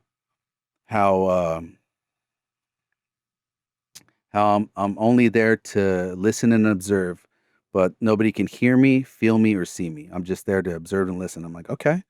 And so in the whiteness, an opening happened, and we're in the sky, and like we're passing down above this neighborhood of Mackay area. And there's my best friend's house. I'm like, oh, that's my best friend's house right there. And like I'm realizing where I am. I'm like, oh, that's Jake Calvert's house over there. And now we're street level floating down. I'm like, that's my house over there. And as we're passing, going straight to my parents' bedroom, we're going to the wall, and I'm like, oh, because man, passing through a wall is not something I'd ever done in my life. You know what I mean? So I'm like, my reaction is like, you know, and then like we're in the room, and he's like, listen, and um, there was a moment, man, I meant to share in my testimony at first about where my mom caught me smoking weed in the house, and I ended up calling her names and I pushed her down. And I didn't mean to push her down. I just meant to push her out of like, cause she was in my face yelling at me. And, I pushed her down and I apologized, and she went to her room and cried. And that's when like the last part of my heart that was ice cold, like fell apart. Right. And so that was what God was showing me, is like the altercation afterwards of what happened after my mom shut the door. And so my mom's praying to God, asking God, like, what is going wrong with my son? God, please, like, reveal it to me. Show me, like, where did I go wrong? What is going on with my son? Because she don't know about me being raped. She don't know all the stuff that's going on in my life. She just knows that all of a sudden I'm a cruel person that is abusive to my family, verbally, physically, you know, and she just couldn't understand. And God allowed me to feel what the sorrow and everything that she was feeling. It was really overwhelming. And I'm like, Mom, and Mom, I'm sorry, I'm sorry. And the angel's like reminding me, she can't hear you, just here to listen and observe. And I climb up on the bed, and like I'm kind of like falling through into her a little bit, so I'm kind of holding myself up, and I'm like, I'm holding my mom. I'm like, "Mom, I'm sorry. I'm so sorry," you know? And then when I open my eyes, I'm back in the white light, that white space. And the angel was like, "See, I do care. I do care what I'm doing to others. You know, it matters what I put people through. You know." And um, and I was just like it's I'm processing, everything I'm seeing. I'm wiping tears from my eyes because it was a lot. I never wanted to hurt my mom like that. I hated her when at a point, but I hated her for no reason, man. Like I hated her because of my own pain, not because she's trying to protect me and all that. And then the angel says to me, "I got one more thing to show you, but I'm going to prepare you for this." And I'm like, "Okay, um, I'm ready." He's all, "You need to know that God was always with you." I'm like, "Okay." And then we just appear into this room, and it's the house that I was assaulted in. And I'm like, "Oh, no way, dude. I am not doing this. No, I'm not doing this." He's like, "You need to." I'm like, "I'm not." And he's to the right of me. I'm like, "I'm not doing this. I'm not going into that room." I'm like, "There is nothing." And I turned to my left, "You can do," and he's gone. And I don't remember if his name was Gabriel or what. I'm like calling out his name. I can't remember what his name was, the angel's name. Um, but I'm calling out for him. And I'm like, I'm not going. I'm not going into that room. So I make my way through the kitchen into the living room and I sit down on the couch. I'm like, I will sit here forever until you take me out of here because I am not going into that room. And like their room, dude, starts to unicorn, like starts to like smush, and it's like pushing me towards that bedroom door, and I'm like fighting it, but I can't, And then all of a sudden, as I come close to the corner of the door, and I could see, and it's daylight, right, and I just see him going to town on my body, and I run in there and I start swinging on the guy, but my hands are just going through him like a ghost. And I'm just swinging, and I'm just swinging. I'm like, this is messed up. And I could just see myself like asleep, um, with this guy going to town. And I'm like, what? This is cruel. This is cruel. Why would you show me this? This is so messed up. And I'm trying to figure out how to stop this man from doing it. And and I look around and he's got this wall full of books, right? It's all these books. And there's one book that's glowing outside of all the other books. And so I run up to it and it's like glowing, like lights emanating from the edges, And I'm like trying to grab it. I'm desperate, dude. I'm desperate. So I'm just clinging at it, just clawing at it, looking behind me, clawing at it, clawing at it. And so at the peak of my frustration, the book falls down. And in my head, I'm like, I'm not supposed to be able to mess with anything here, but whatever that was worked. So when the Bible falls off the shelf and hits the ground, um, the guy uh, stops and looks behind him, and looks my direction. Like I see him look back my direction. And so I fall to my knees in front of this Bible, right? And I'm trying to open it. Like I'm trying to do whatever I just did, right? And I'm getting frustrated and I'm just crawling, like clawing at it. And at the peak of my frustration of trying to move this Bible, the Bible opens up. And I'm like, oh, I'm like, I get it. I get it. It's like the peak of my frustration is what it is. And so I stand up and I just get all this energy and I scream his name, Art. And he hops up off the bed, walks up to me like naked, and he looks down at the Bible. And so between me is the Bible and him. And then he leaves the room. And I fall to my knees and I start crying, dude. I start crying. And I open up my eyes and it's the angel telling me, you see, God was always with you. There's rules to all this. There's rules that God can't just give a guy a heart attack and do certain things. There's rules, but you see, God was always with you. And I'm crying and he picks me up and we're looking at each other, as he's crying with me. And I he embraces me and I have my head on his like chest area and I'm just crying, dude. I'm just crying. And Um, it was man, it was an emotional moment, and it was also really sentimental that this angel sympathized with me. You know what I mean? That he cared about me. You know what I mean? And he's like, yeah, there's some people that want to meet you, that want to see you. And then behind him, I see the gates of heaven, and it's tall and narrow, dude. It's like it's so freaking tall and so big that though it's narrow, it's not like narrow, Like it's super tall and narrow. It's and the people that are coming out of the gates as they're opening, the sea of people that are coming out are so tiny, like little ants compared to how big this gate is. You know what I mean? And I see this lady with her hands out, smiling, reaching out to me, and I'm like, "Grandma?" And she was young. All of them were young. I was like, "Grandma?" And she's like, "Baby." And I was like, and I ran up to her. It was my dad's mom. She was a well-known pianist in Portland, and I had a really special connection with her, man. As a kid, I didn't have any grandparents, because we lived in Peru and all that, and then we lived in California, so we were really far away from her. She lived in Portland, so when we finally moved to Oregon, she was my everything, and and when we'd go to her house during holidays and stuff, we'd play that song, ding ding ding ding ding ding ding ding ding ding, that piano song, and so I just have always had a really close relationship to her, and she passed away when I was young, but I ran up to her and I hugged her, and it was just I was like, "I miss you so much. I missed you so much." And there's like relatives that are there that I didn't know, and like I didn't really recognize anybody else. She was the only one that I recognized.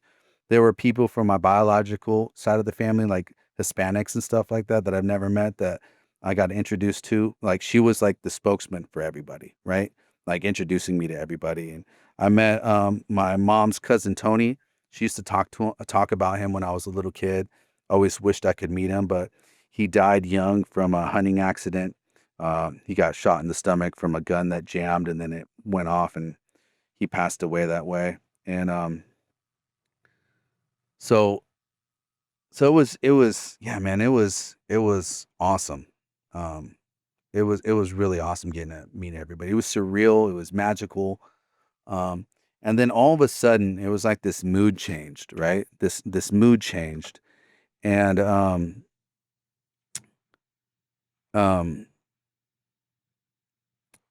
my grandmother says to me, "He's like, you need to be brave. You need to be strong, okay? But you need to be brave." I'm like, "Okay." And then all of a sudden, I noticed this man, um, like the angel, but different.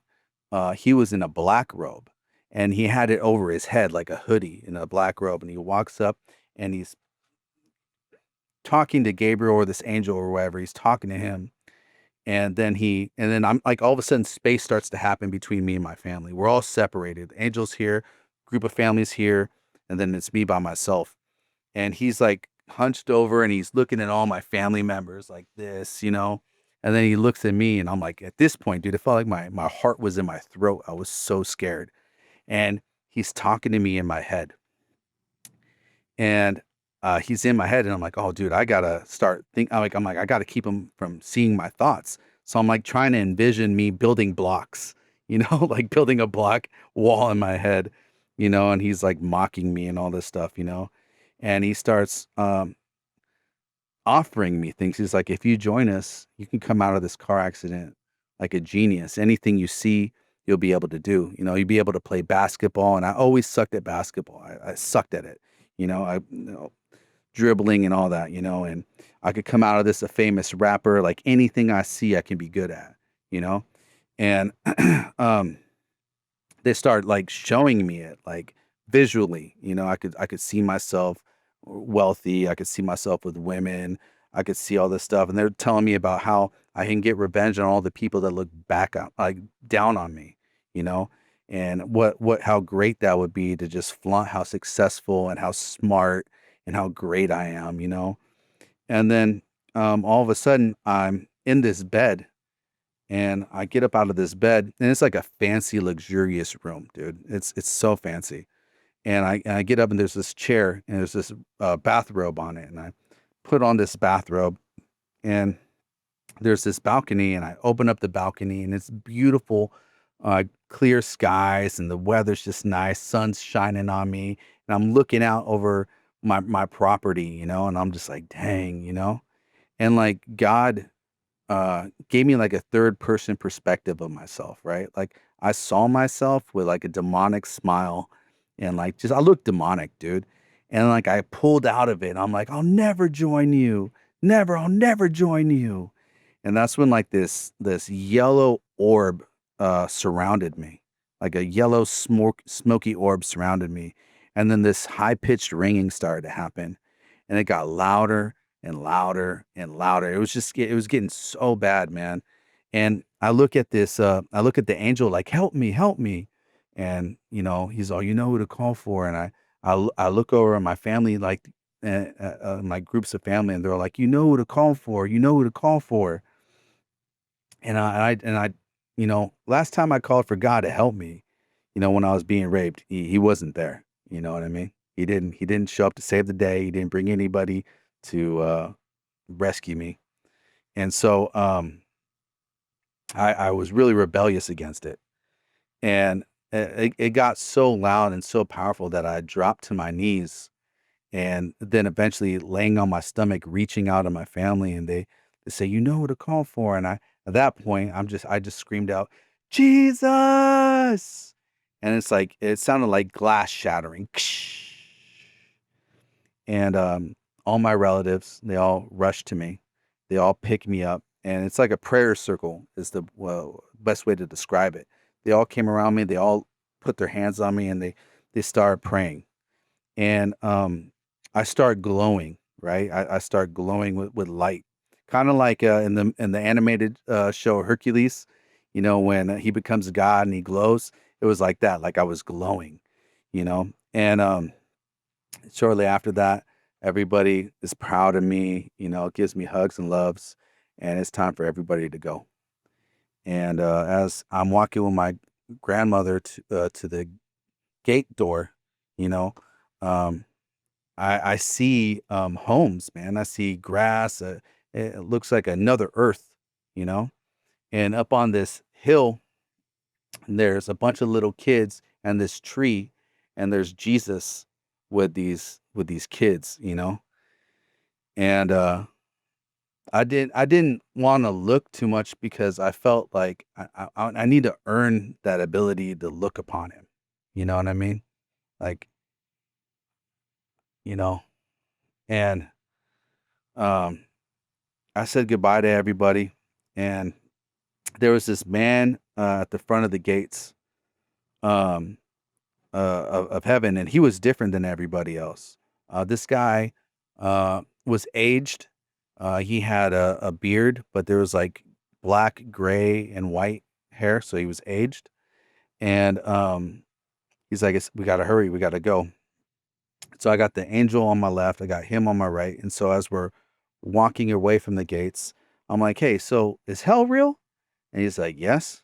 I was like, "Well, aren't you gonna ask me if I want to see that?" And then we all stop, and they're like, "Well, do you want to see hell?"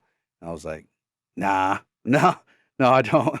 And then I was like, "Are all my friends okay?" They're like, "Yeah, everything's okay." It's like, "You're gonna feel really disoriented when you get back." I'm like, "Okay." And then zoof, I'm back in my body.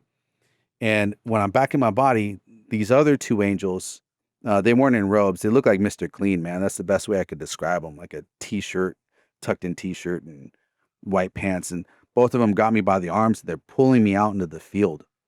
And I'm just like being dragged. And I'm like, whoa, like disoriented. And as they pull me way out in the field, they set me down. And I got my head back, and I'm looking back at them.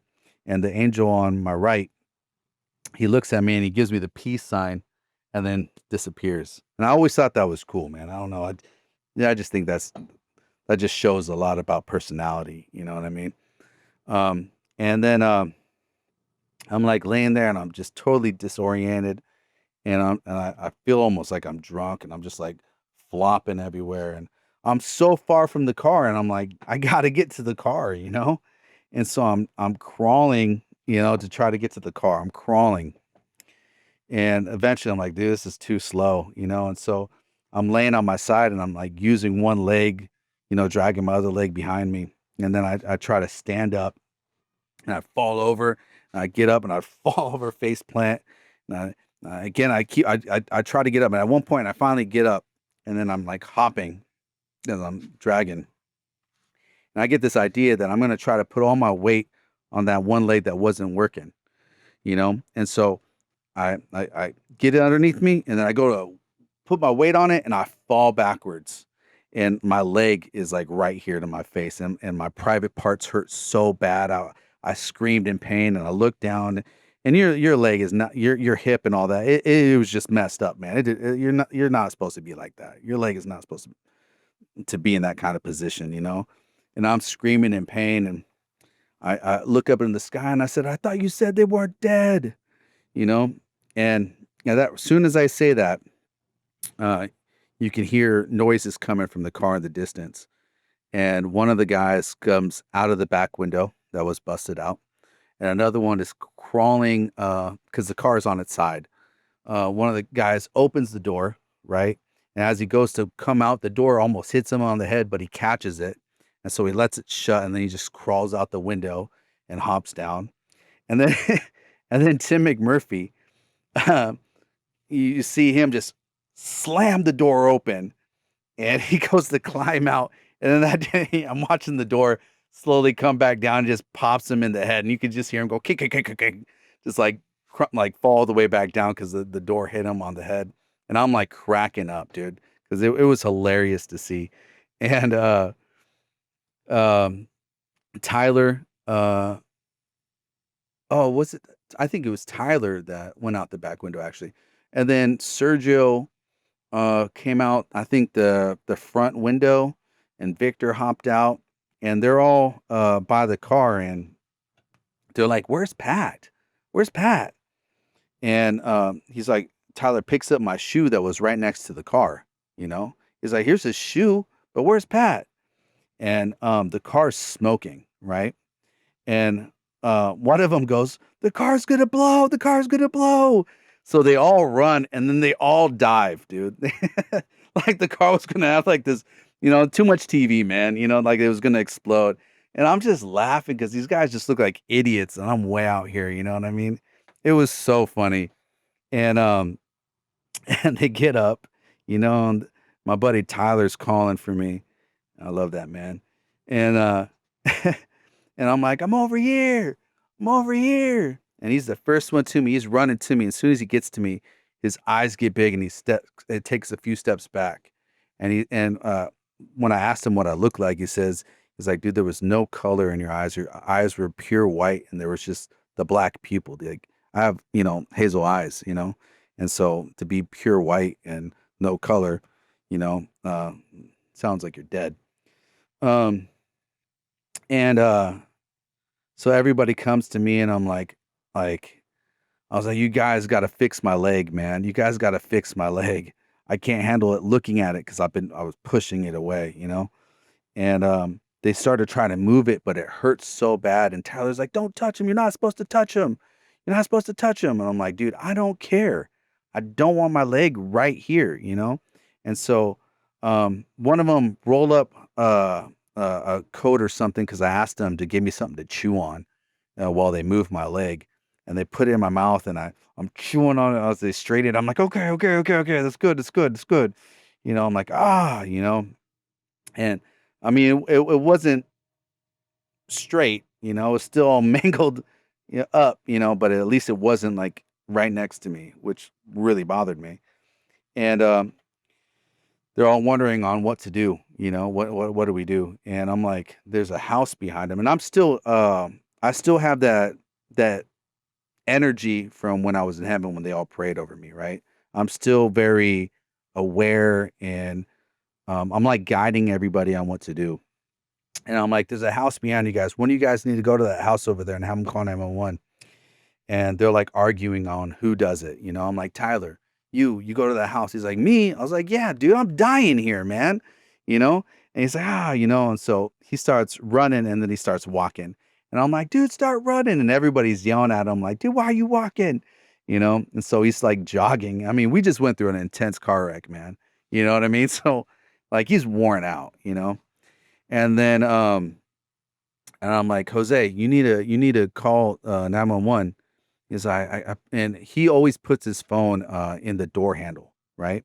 He's like, and he's just telling me, he's like, I put my phone in the door handle, but in my mind, I saw the phone slide into his pocket during the car wreck. Like I just had that vision of it sliding. I was like, bro, it's in your right pocket. And he goes, no, it's not. I was like, dude, check. And he puts his hand in his pocket and he pulls it out. He's like, what the heck? He's like, what? I was like, all right, you need to call 911. And then they start arguing about who's going to call 911 and what they're going to say. I was like, dude, just call him, dude. And so they call 911 and Tim McMurphy's doing it. And like none of them really knew where we were. And so they gave him bad directions. And I'm like, tell that F and B word to hurry up.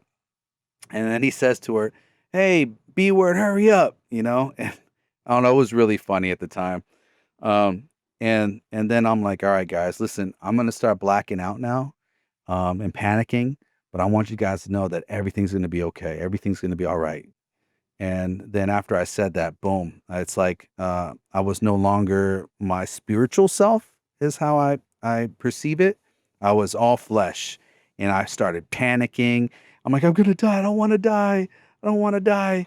And I'm carving in the ground my girlfriend's name with a heart, because I thought I was gonna die. And um, Tyler eventually made it to that house over there, and they had called 911 as well. Um, from what I understand, it took them about an hour to get to us because of the bad directions, and it was really foggy. So they had a hard time finding us, and they eventually found us. Um, when Tyler went over to that house, the lady drove her and Tyler to our location, and they ended up. And I was like, I'm really cold. And this lady had a Raiders blanket that I still have today, and put it over my body. And I started asking her to pray for me. I was like, "Can you please pray for me?" And this lady never prayed before, but she did her best. And then the ambulance arrived, and it was my Uncle Doc. Oh, my cousin. I call him Uncle Doc because he's way older than me. Um, it was my cousin, and I could hear his voice. I'm like, cuz, you gotta save me, man. You gotta save me. He's like, and he realized who it was. And I was like, can you pray for me? Can you please pray for me? And he's a big Christian man, and he's praying over me, and he's like, we got you. You're gonna be okay. And they put me on the, stretcher thing or whatever, and put me in the ambulance, and two of my friends go in that car, and they start cutting the clothes off of me. And I'm like totally nude in front of my friends, and my friends are just staring at me, my junk, and I'm like looking at them, covering it with my hands, and the uh, my cousin puts a little towel over me, and so I'm just like totally nude, vulnerable in front of all of them, but I'm just staring at them like, "Don't you say nothing," you know. And we get to the ER, and instantly we get in there. People are hovering all over me like flies on poop, dude. And they're just poking me. They're putting IVs in me, and it hurts, dude. All this hurts, and I'm like freaking out. I'm fighting against them. I'm like, get off of me, because it was just too much, dude. It was a lot, man. And I think they gave me a shot to calm me down. I don't know, but I just remember being held down, and I'm calling out for my friends, like, help me, Tyler, help me. They're hurting me. They're hurting me. And my buddy Tyler comes up to me and is like, you're hurting him. Leave my friend alone. Leave him alone. And my cousin Doc, Kevin Coleman, called my parents, and they all arrived. And my uncle Larry Booth showed up, and he was a pastor, and they all showed up there, and they're in the room with me. I had a catheter put into me. It was brutal, dude. It sucked. And my family's praying over me, big prayer warriors. And my uncle Larry's like, I remember I could hear him saying, like, do you see, like, I guess I had a chunk of skin missing back here, and they were saying how they could see it mending back together, like repairing itself. And I just remember hearing that. And they had a life flight me to Portland, and so a helicopter arrived. But as soon as the helicopter arrived, really bad weather happened, and so they couldn't fly out. They had to wait for it to for a clear spot to fly out. So while we're in the helicopter waiting, my mom's in there praying for a clear spot to happen. And then there was an opening in the weather for a minute, and so we were able to fly out. But on our flight, all the way, our helicopter flight from there to Portland, it got really rocky, man. It was scary. I personally, man, I thought we were gonna crash and die. It was so violent, and my mom was a little terrified, but she's praying the whole way, you know. And we finally get to Portland, and uh,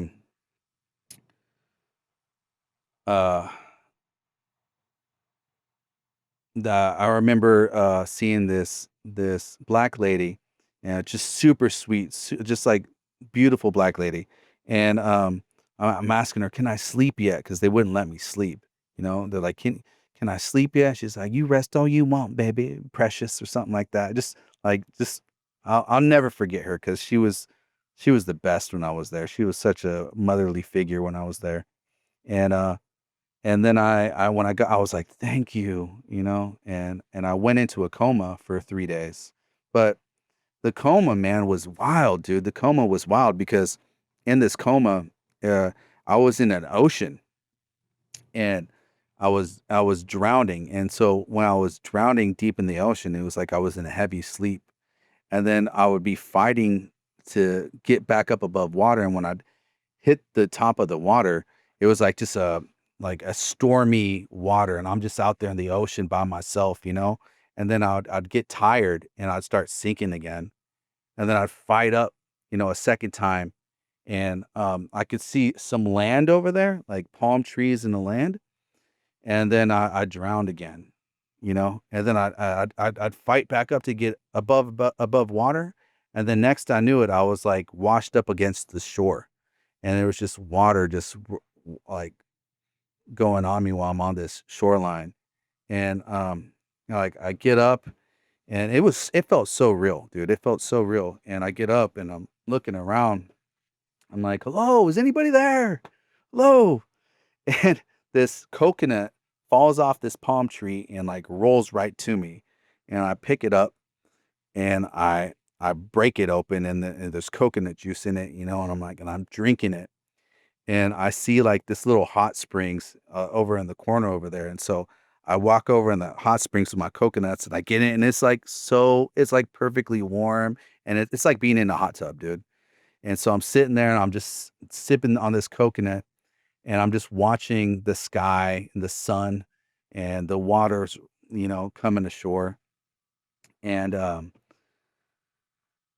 of a sudden, the sun turns into South Park, right? And then all of a sudden, the sun in the sky is South Park. And then all of a sudden, I fade out, and like there's a TV in the corner, and it's South Park playing in the hospital. And um, there's like I'm like all these things are attached to me, and I'm looking around, and there's a machine, next to me, and like I'm like trying to talk, but there's something in my mouth, and and I reach for it, I'm like, "What the heck is this?" And my mom like freaks out. She's like, don't move, honey." She goes, "Nurse, nurse, he's awake, he's awake." You know, and so they come in, and they pulled a big tube out of my mouth, and it was freaking long, dude. It's just, blah, and I couldn't talk because I had all these thorns in my mouth. I'm like, and so they bring me like this little cup of liquid, and you put it in your mouth, and it like dissolved or coated my tongue. I don't know what happened. It felt kind of like bubbly, and then I was able to talk again. And immediately after that, I went into surgery, and that's when they removed the broken bones from my hip, put in a metal plate, and then I was back into my room on a morphine drip, and I was there for quite some time. I damaged my brain to where I lost 3 years of memory. I had to relearn how to walk, talk, and eat properly because every time I put something to my mouth to drink it, I would go straight to my chest. So it was not right anymore. And I was just so disoriented, and my I ended up meeting my biological mom when I was 14. I found her, and so she called me on the phone, and um, this all happened around the same time, the same year that I met my biological mom. She stayed in Chula Vista, like she told me that she'd never been. Took 5 minutes for them to find her. So, um, but yeah, yeah, man. I ended up staying there for quite some time. After I got to go home for a while. I was in a wheelchair for a long time. I had to be at a certain angle, until my hip healed. And then I had to go to a rehabilitation center, and I was there for a long time, to relearn how to walk and all that kind of stuff. And that was really hard because I was still really stubborn. I was trying to walk before I could really walk. I remember being on those things when you're walking, and I had a nurse that was there. I was like, "Dude, let go of me. I can do this on my own. Let go. I got this." I remember walking, and I got humbled really fast, man, because I face planted and I wouldn't let anybody help get me up. I was like, "I can do it on myself." And then eventually, I was like, "All right, I can't." And I couldn't wipe my own butt for a long time. I had people that had to do that for me, and so it was humiliating, humbling. It was a heck of a time, man. Wow. If you like this podcast, then you're going to love this. So every day I get about 6 phone calls from people all over the world sharing powerful supernatural stories. Unfortunately, not all of them make it on the main show. Sometimes because they're just not a good fit or they don't have enough details for a full interview. But these stories still need to be heard. And that's why I started a brand new show called God's Voice Daily. And starting June 7th, 2025, I'll be sharing one of these phone calls every single day. It's a huge commitment, but I'm willing to do it because these stories have deeply impacted my life. And I know they'll impact yours too. Subscribe now at God's Voice Daily Show on YouTube or go to godsvoicedaily.com. And now let's get back to the show. And what an experience, man. Are you planning on writing a book one of these days? Hey, you know what, man? I've been trying to use ChatGPT, honestly, to help me do this. So Well, because you can upload this transcript after we're finished. oh, right on, Now yeah, since you have it all in order, yeah, and maybe we can help you write it. Wow. I don't even know where to start. There's so many different things. So I was gonna ask you about your mom. And by the way, it's like 10:21 p.m. here. So if my Russian is starting to come out, you know what? Usually later in the day, English suffers a little bit. But so we're gonna jump around a little bit. So many Mhm. questions, so many follow-up questions. It's interesting that you remember being born. I can't even remember what happened like yesterday. Yeah, That's yeah, cool that you got that. What a beautiful experience that you got to reconnect with your mom. I was gonna ask you, but glad that you were able to reconnect. Do you still stay in touch with her now? yeah, yeah. So when I was 14, before the car wreck and all that, it's funny, man. I had a whole list. I actually have some notes right here, and I didn't even look at them once while I was telling this. But I had a list of how I was going to tell everything. But yeah, when I was 14, man, I was going through such a an intense time with after being raped, right? Where I had a lot of hate in my heart. And my mom and I was hanging out with guys that were no good. And my mom was like, "What can we do to keep you from being around those guys?" And I was like, "If you find my mom, I'll I'll drop all those guys. I won't hang around them anymore." And so they found my biological mom, and it took the investigator 5 minutes because she never left the Chula Vista area. And and I reconnected with them, and I saw them before I got in my car wreck. I was able to. I think it was around Christmas when my adopted parents, went over there to meet my family over there, and it was man, it was like instant connection, man. I always wanted little brothers and siblings, and I knew they were out there, and I knew like I had a sister and all that, and I had everything, dude. I had sisters, I had two beautiful little brothers, and it was so great to. I mean, I have a great relationship with all my siblings. I mean, we connect every weekend, play Fortnite. I mean, not Fortnite, Call of Duty together. But since I was 14, they've been in my life, and I've been in their life. I went and lived with them sometime after my car wreck. When I was 15, I went and lived with them, and I was there for a few years. Um, and then I did my senior year there. Not my senior year. I did some high school there at Hilltop High over there, and then I started just to really missing my a few of my best friends back home, and so I went back to Pendleton, and then every summer I'd go stay with my mom and them in California. And then as I got older, after college, by the time I was 21, I went to college. Then I lived in Arizona for a long, long period. And yeah, I've had a really great connection with my biological mom. Her husband at the time, he passed away last year, but he was like a second dad to me, man. He was everything I needed. He showed me a lot of love and gave me a lot of guidance, and he's a man that I love and I miss, all the What time. about your biological father? Have you met him? Oh man, okay, all right. This one's gonna be hard because I know my family's gonna see this one, and I haven't really shared anything with them Well, about it. if you don't want to talk about it, No, man, it's I want to okay make sure. Are you because sure? no, I don't yeah, want to no, set it's you up. totally okay, bro. It's totally Only okay. thousands of people are gonna see this. So, Yeah, I you don't know. care, man. It's this is the truth. I actually found him. They know I met him. They just don't know the extent of everything. So I met him 7 years ago, 7 or 6 years ago, through the DNA thing, the ancestry. Um, I saw somebody that was like a cousin of mine, and so I messaged him. I was like, "Hey, like I see that we're really close in blood."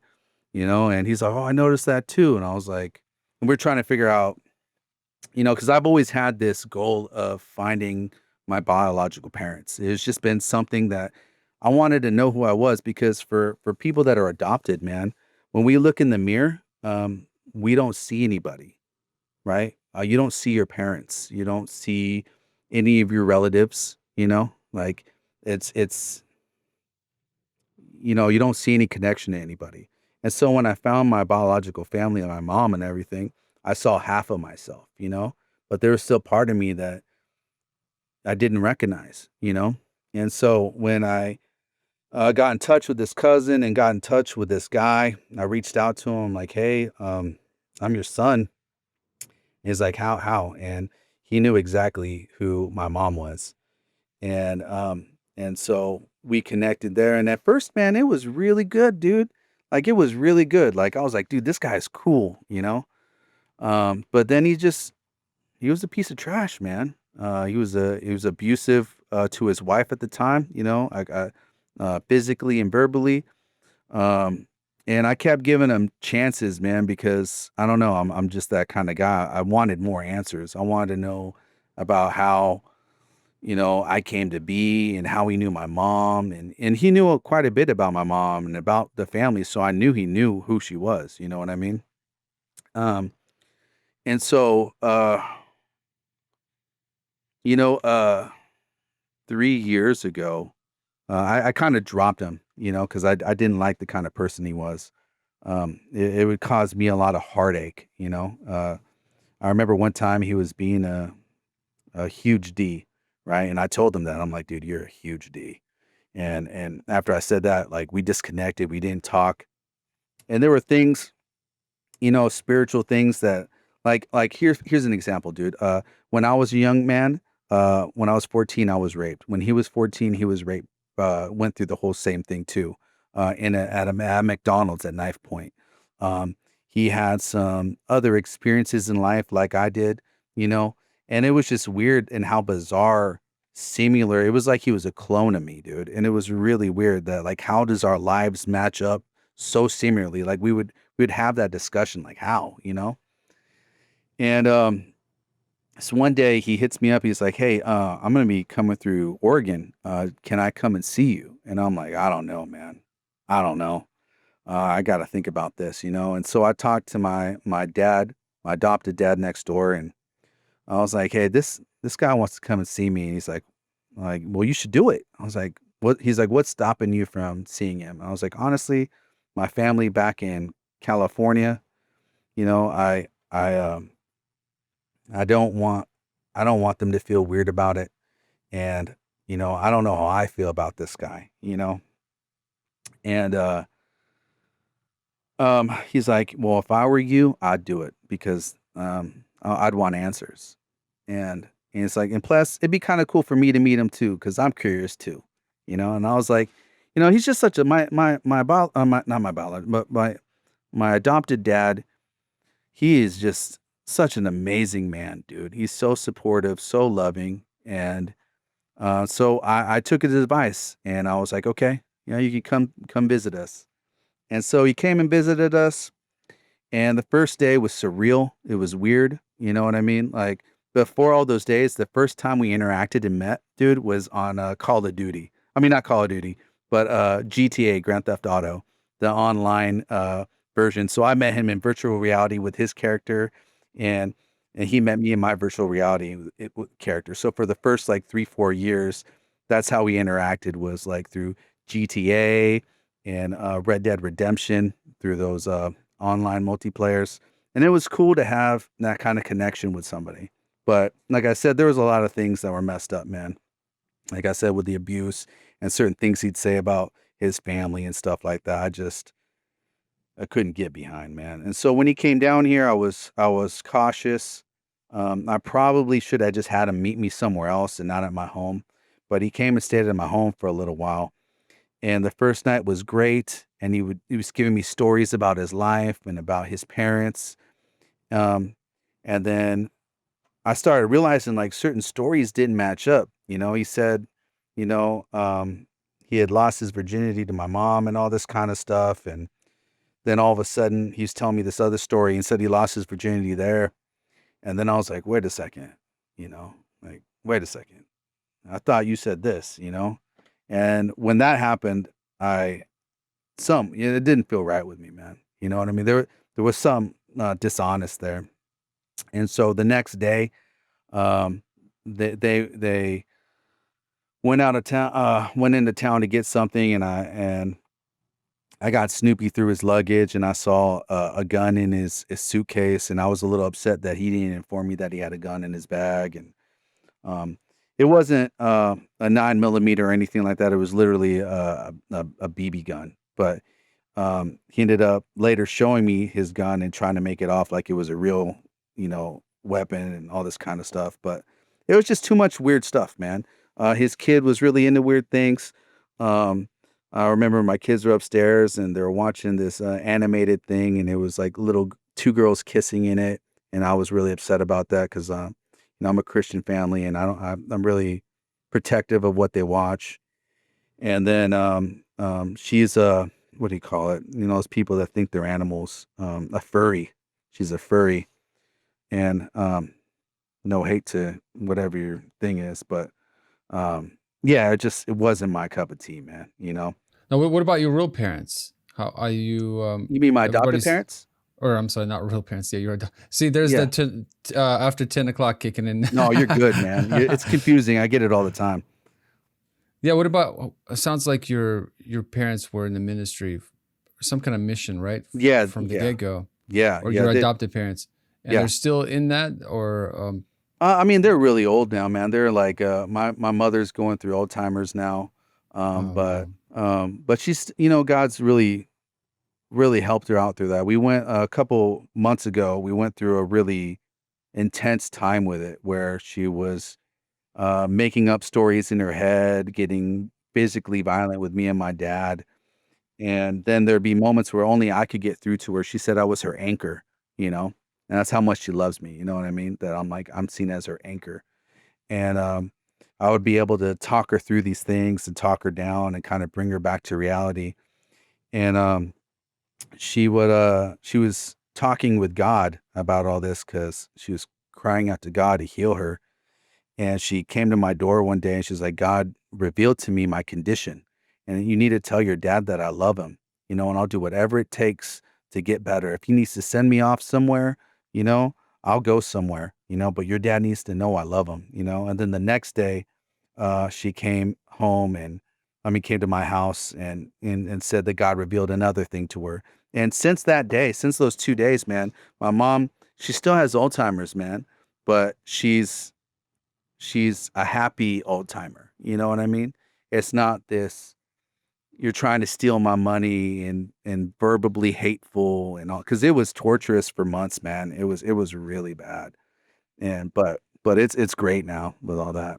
Yeah, it's hard to watch your parents suffer. The Yeah. older they grow, definitely. Another thing I wanted to ask you, when you saw that angel, you said Yeah. that it might have been Gabriel. Well, he was walking to you with a like a notebook, right, or a book or It was something, a right? big book. Yeah. And What was that all about? Was it yeah, your man. book of life? Yeah, I think so because in like I said, man, there's like patches where I forget. It's cloudy, man. But I do remember there was a point when we opened up the book and I was searching through it. And I don't know if I was searching for my name or whatnot. That's why I didn't bring it up because I'm not vivid on what that was, but I think it was the book of life. Uh I'm a Christian as far as I believe that Jesus is my Lord and Savior, right? Um, I'm not well educated in the Bible. I don't go to church anymore since I was a kid. That's something that I'm working on. My wife goes to this really great church. The pastor is actually a friend of mine that I've known when I was a little kid, and we actually did mission field trips where we built houses in Mexico. So it's pretty cool to see him as a pastor now. I actually went to a church function and he was out there with his arms wide open, like Pat, and it makes me feel welcoming. I'm kind of an introvert, man. I get nervous around a lot of people. That's why this right Really? I here, would have yeah, never. yeah, doing this, man, and meeting you, it's like a big thing for me, dude. Like I know a lot of people are gonna see this. I saw some of your views had like over 600,000 views. You know what I mean?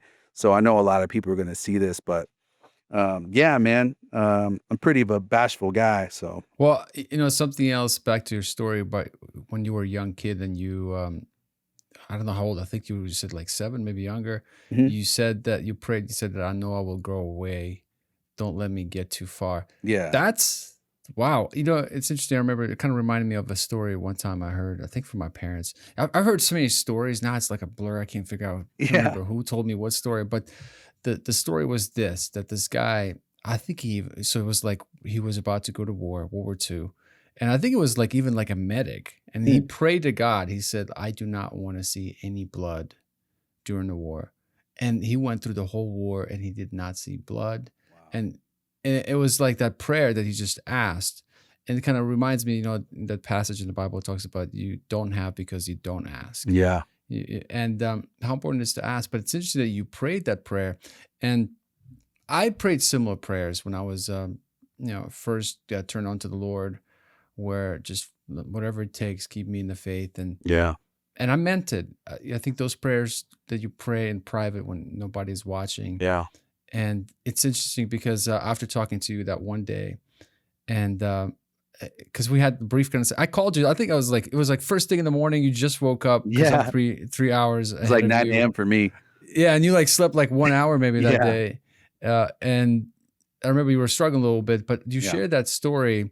And that night, my 9-year-old, I was putting him to sleep, and he was we were talking about faith, and he's like, "How do you know this and that?" And I shared that story with him. I was like, "Look, just if you're concerned about certain things about faith and things of that nature, just be real and transparent with God." Yeah. And so that encouraged him. He smiled. And he's like, "Okay, I'm ready to go to sleep now," and he went to bed. Oh, that's But beautiful, man. that's why I think testimonies are powerful. When people hear testimonies like yours, like you said, hey, you haven't arrived. You're still in your journey. You're still figuring out. Yeah. You're still going through stuff. And that's what I love about every testimony. You can hear God's voice in every single one of them. They're all Yeah. different. Your experience when the angel took you to your mom's room and you saw her prayer being Oh, answered yeah. and your prayer being answered. And even in the thick of it, when you were experiencing, in that room, the stuff that you were experiencing, God was still, intervening on your behalf. So it's powerful. God is always, he's in the middle of all of this. And I know at times it feels like he's so far away, but he's not. But those witches, man, the whole time I remember thinking like, my gosh, how evil can you be? Dude. That's crazy, the stuff that they were doing. And I just remember thinking, man, where are they today? Like, I Yeah, wonder what. I often think that too, man. I often think that too. I hope that they're saved, man. I hope that I hope that God revealed themselves to those little girls, man. I know that. It's the generational stuff, you know, they're probably passing on. But that's interesting what you experienced, the whole fire experience that you saw a silhouette of a man. Yeah, Do you ever wonder, like, was it just something that I made up in like my your head. brain? Yeah, because Yeah, all the time. the older I grow, sometimes even like for example, I just like you when you were explaining the economic collapse when you were there and currency being pretty much nothing. I've experienced similar things in Ukraine, USSR, Yeah. and you know, I moved to the United States in the middle of the night. We had mafia threats. They wanted to kidnap one of the kids. They found out that we were moving to the United States, that we sold our apartment, that we had some money on us.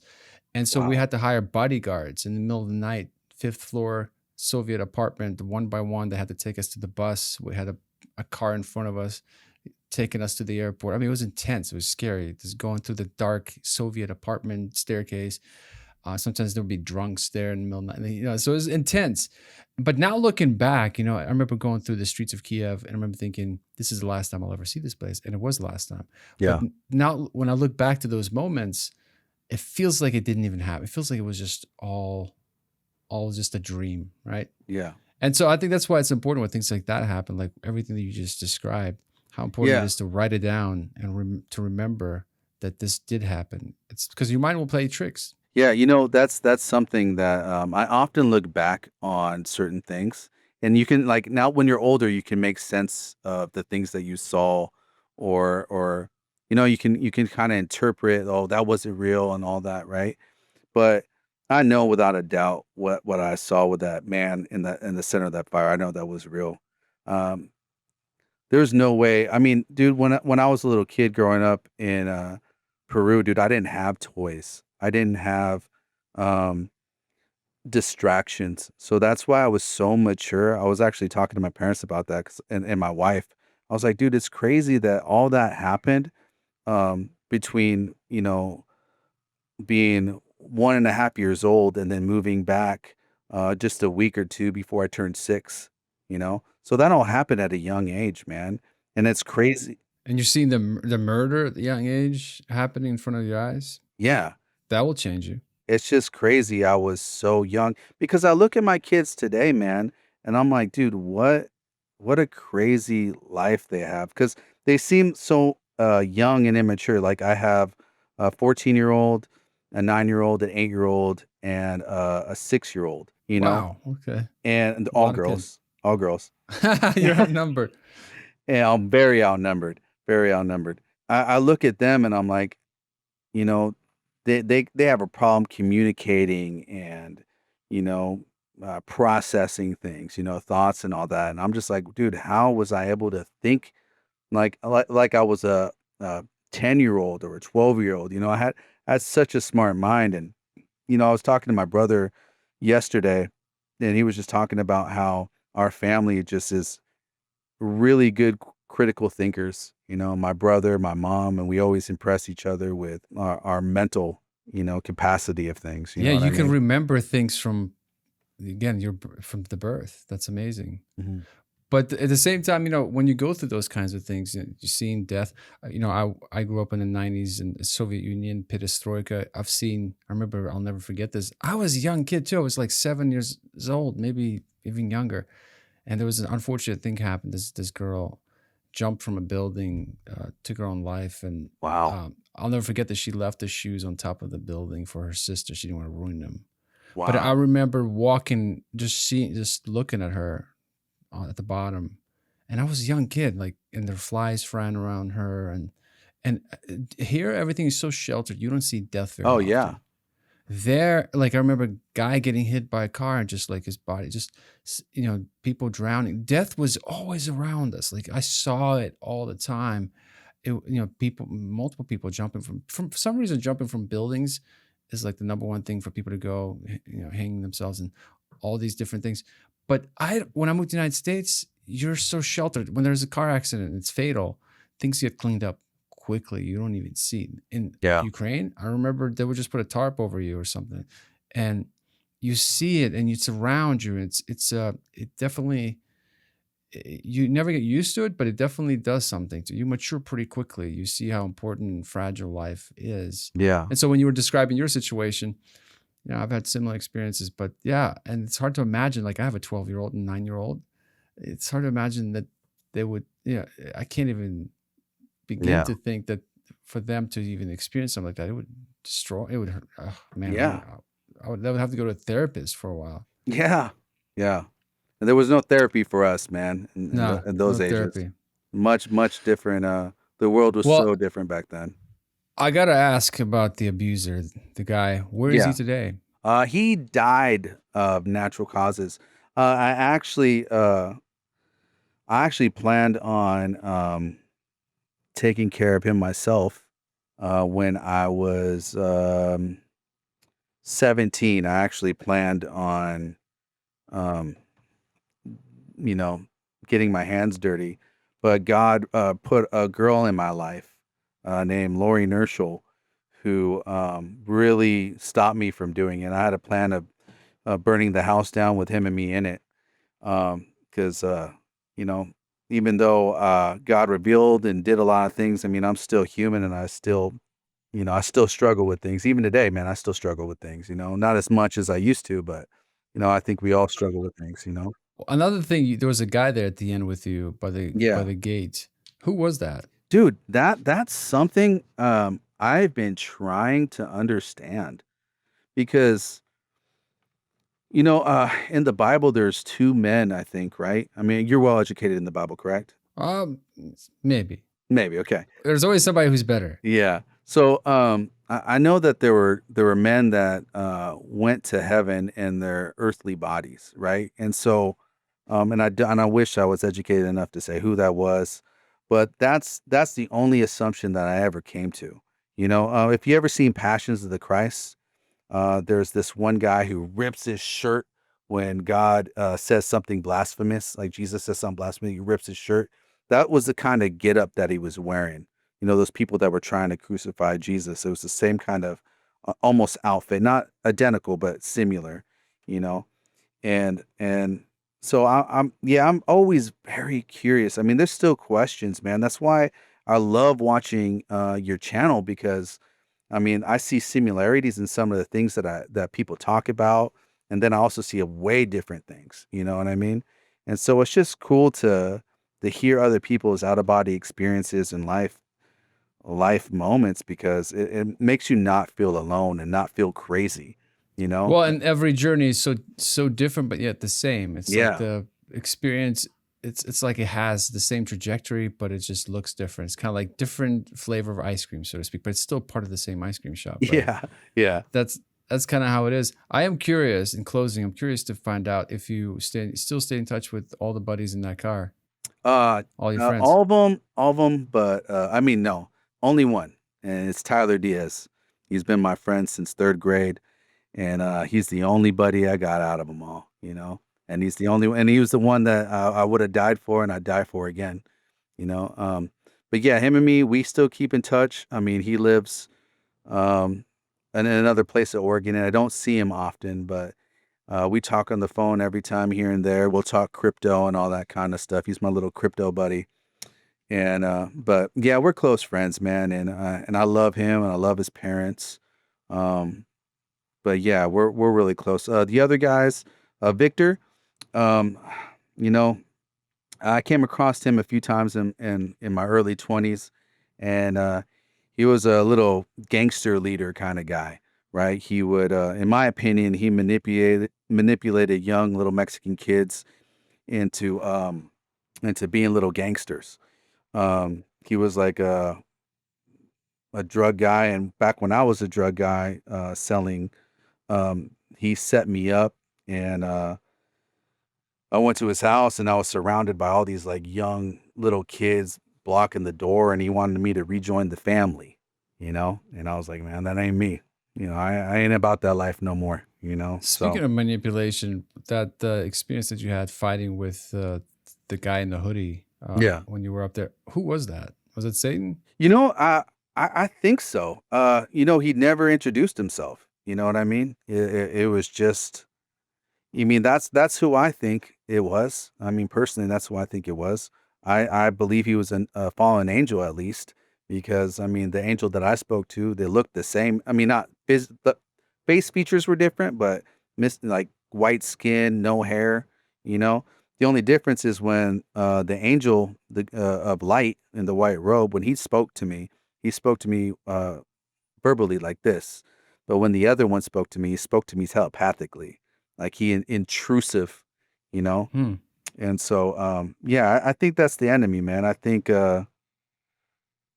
What do you, something else you said that's kind of I wanted to follow up on. You were talking about how you saw Jesus, right? But you felt like you wanted to earn the ability to look at Jesus. yeah, What do you man. mean by that?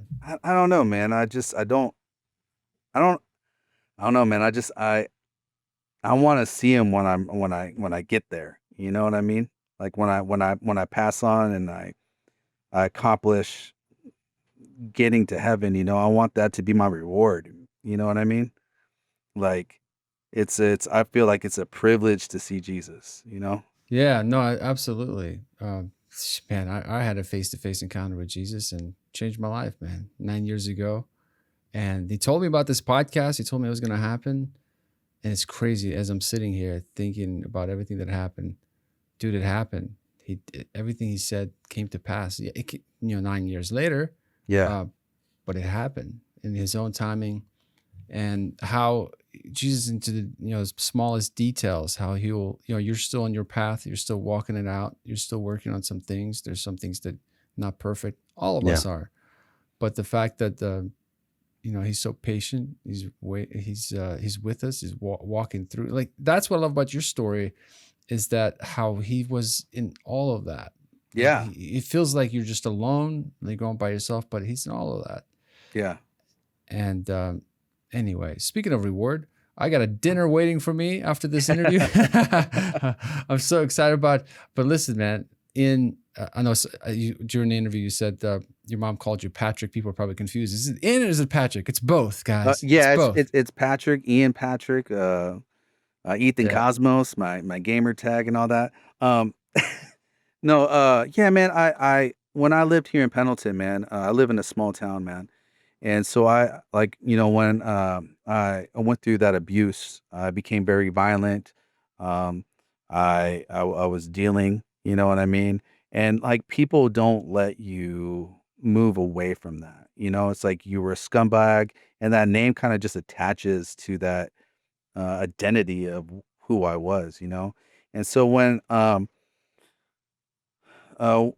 in 2005 is when I graduated, and in 2007 I went to college, and I just wanted to start over, man.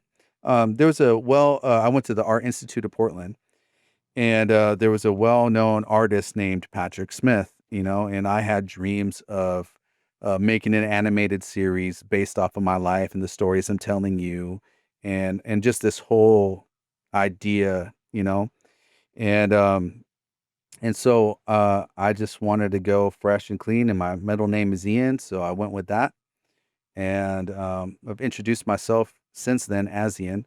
But yeah, I mean, everybody they call me Patrick, you know, Ian, Pitter Patter, you know, whatever people know me as, I You have don't many care. names. Yeah, Many many names. names, man, many names. Well, it's 10:56 p.m. before my English completely gives out. I start speaking Russian with you. I just want to say thank you so much for your time. Thank you for being vulnerable, for Yeah, sharing your man. journey with us. Appreciate it so much, and we'll stay in touch, man. Yeah, I hope so, man. It was a pleasure talking with you, and this was awesome, man. Thank you. Thank you for watching. I have another video I want you to see. Up next, my friend Robin Cunningham left his body and he saw heaven, hell, and even Judgment Day. And guess what? It's closer than you think. That video should be coming up on the screen right now. If you don't see it on the screen, check the description below for the link. Until next time, have a great rest of the day, and I look forward to serving you and getting to know you more inside of our free private community over at family.godsvoicetoday.com. Talk soon. Bye-bye.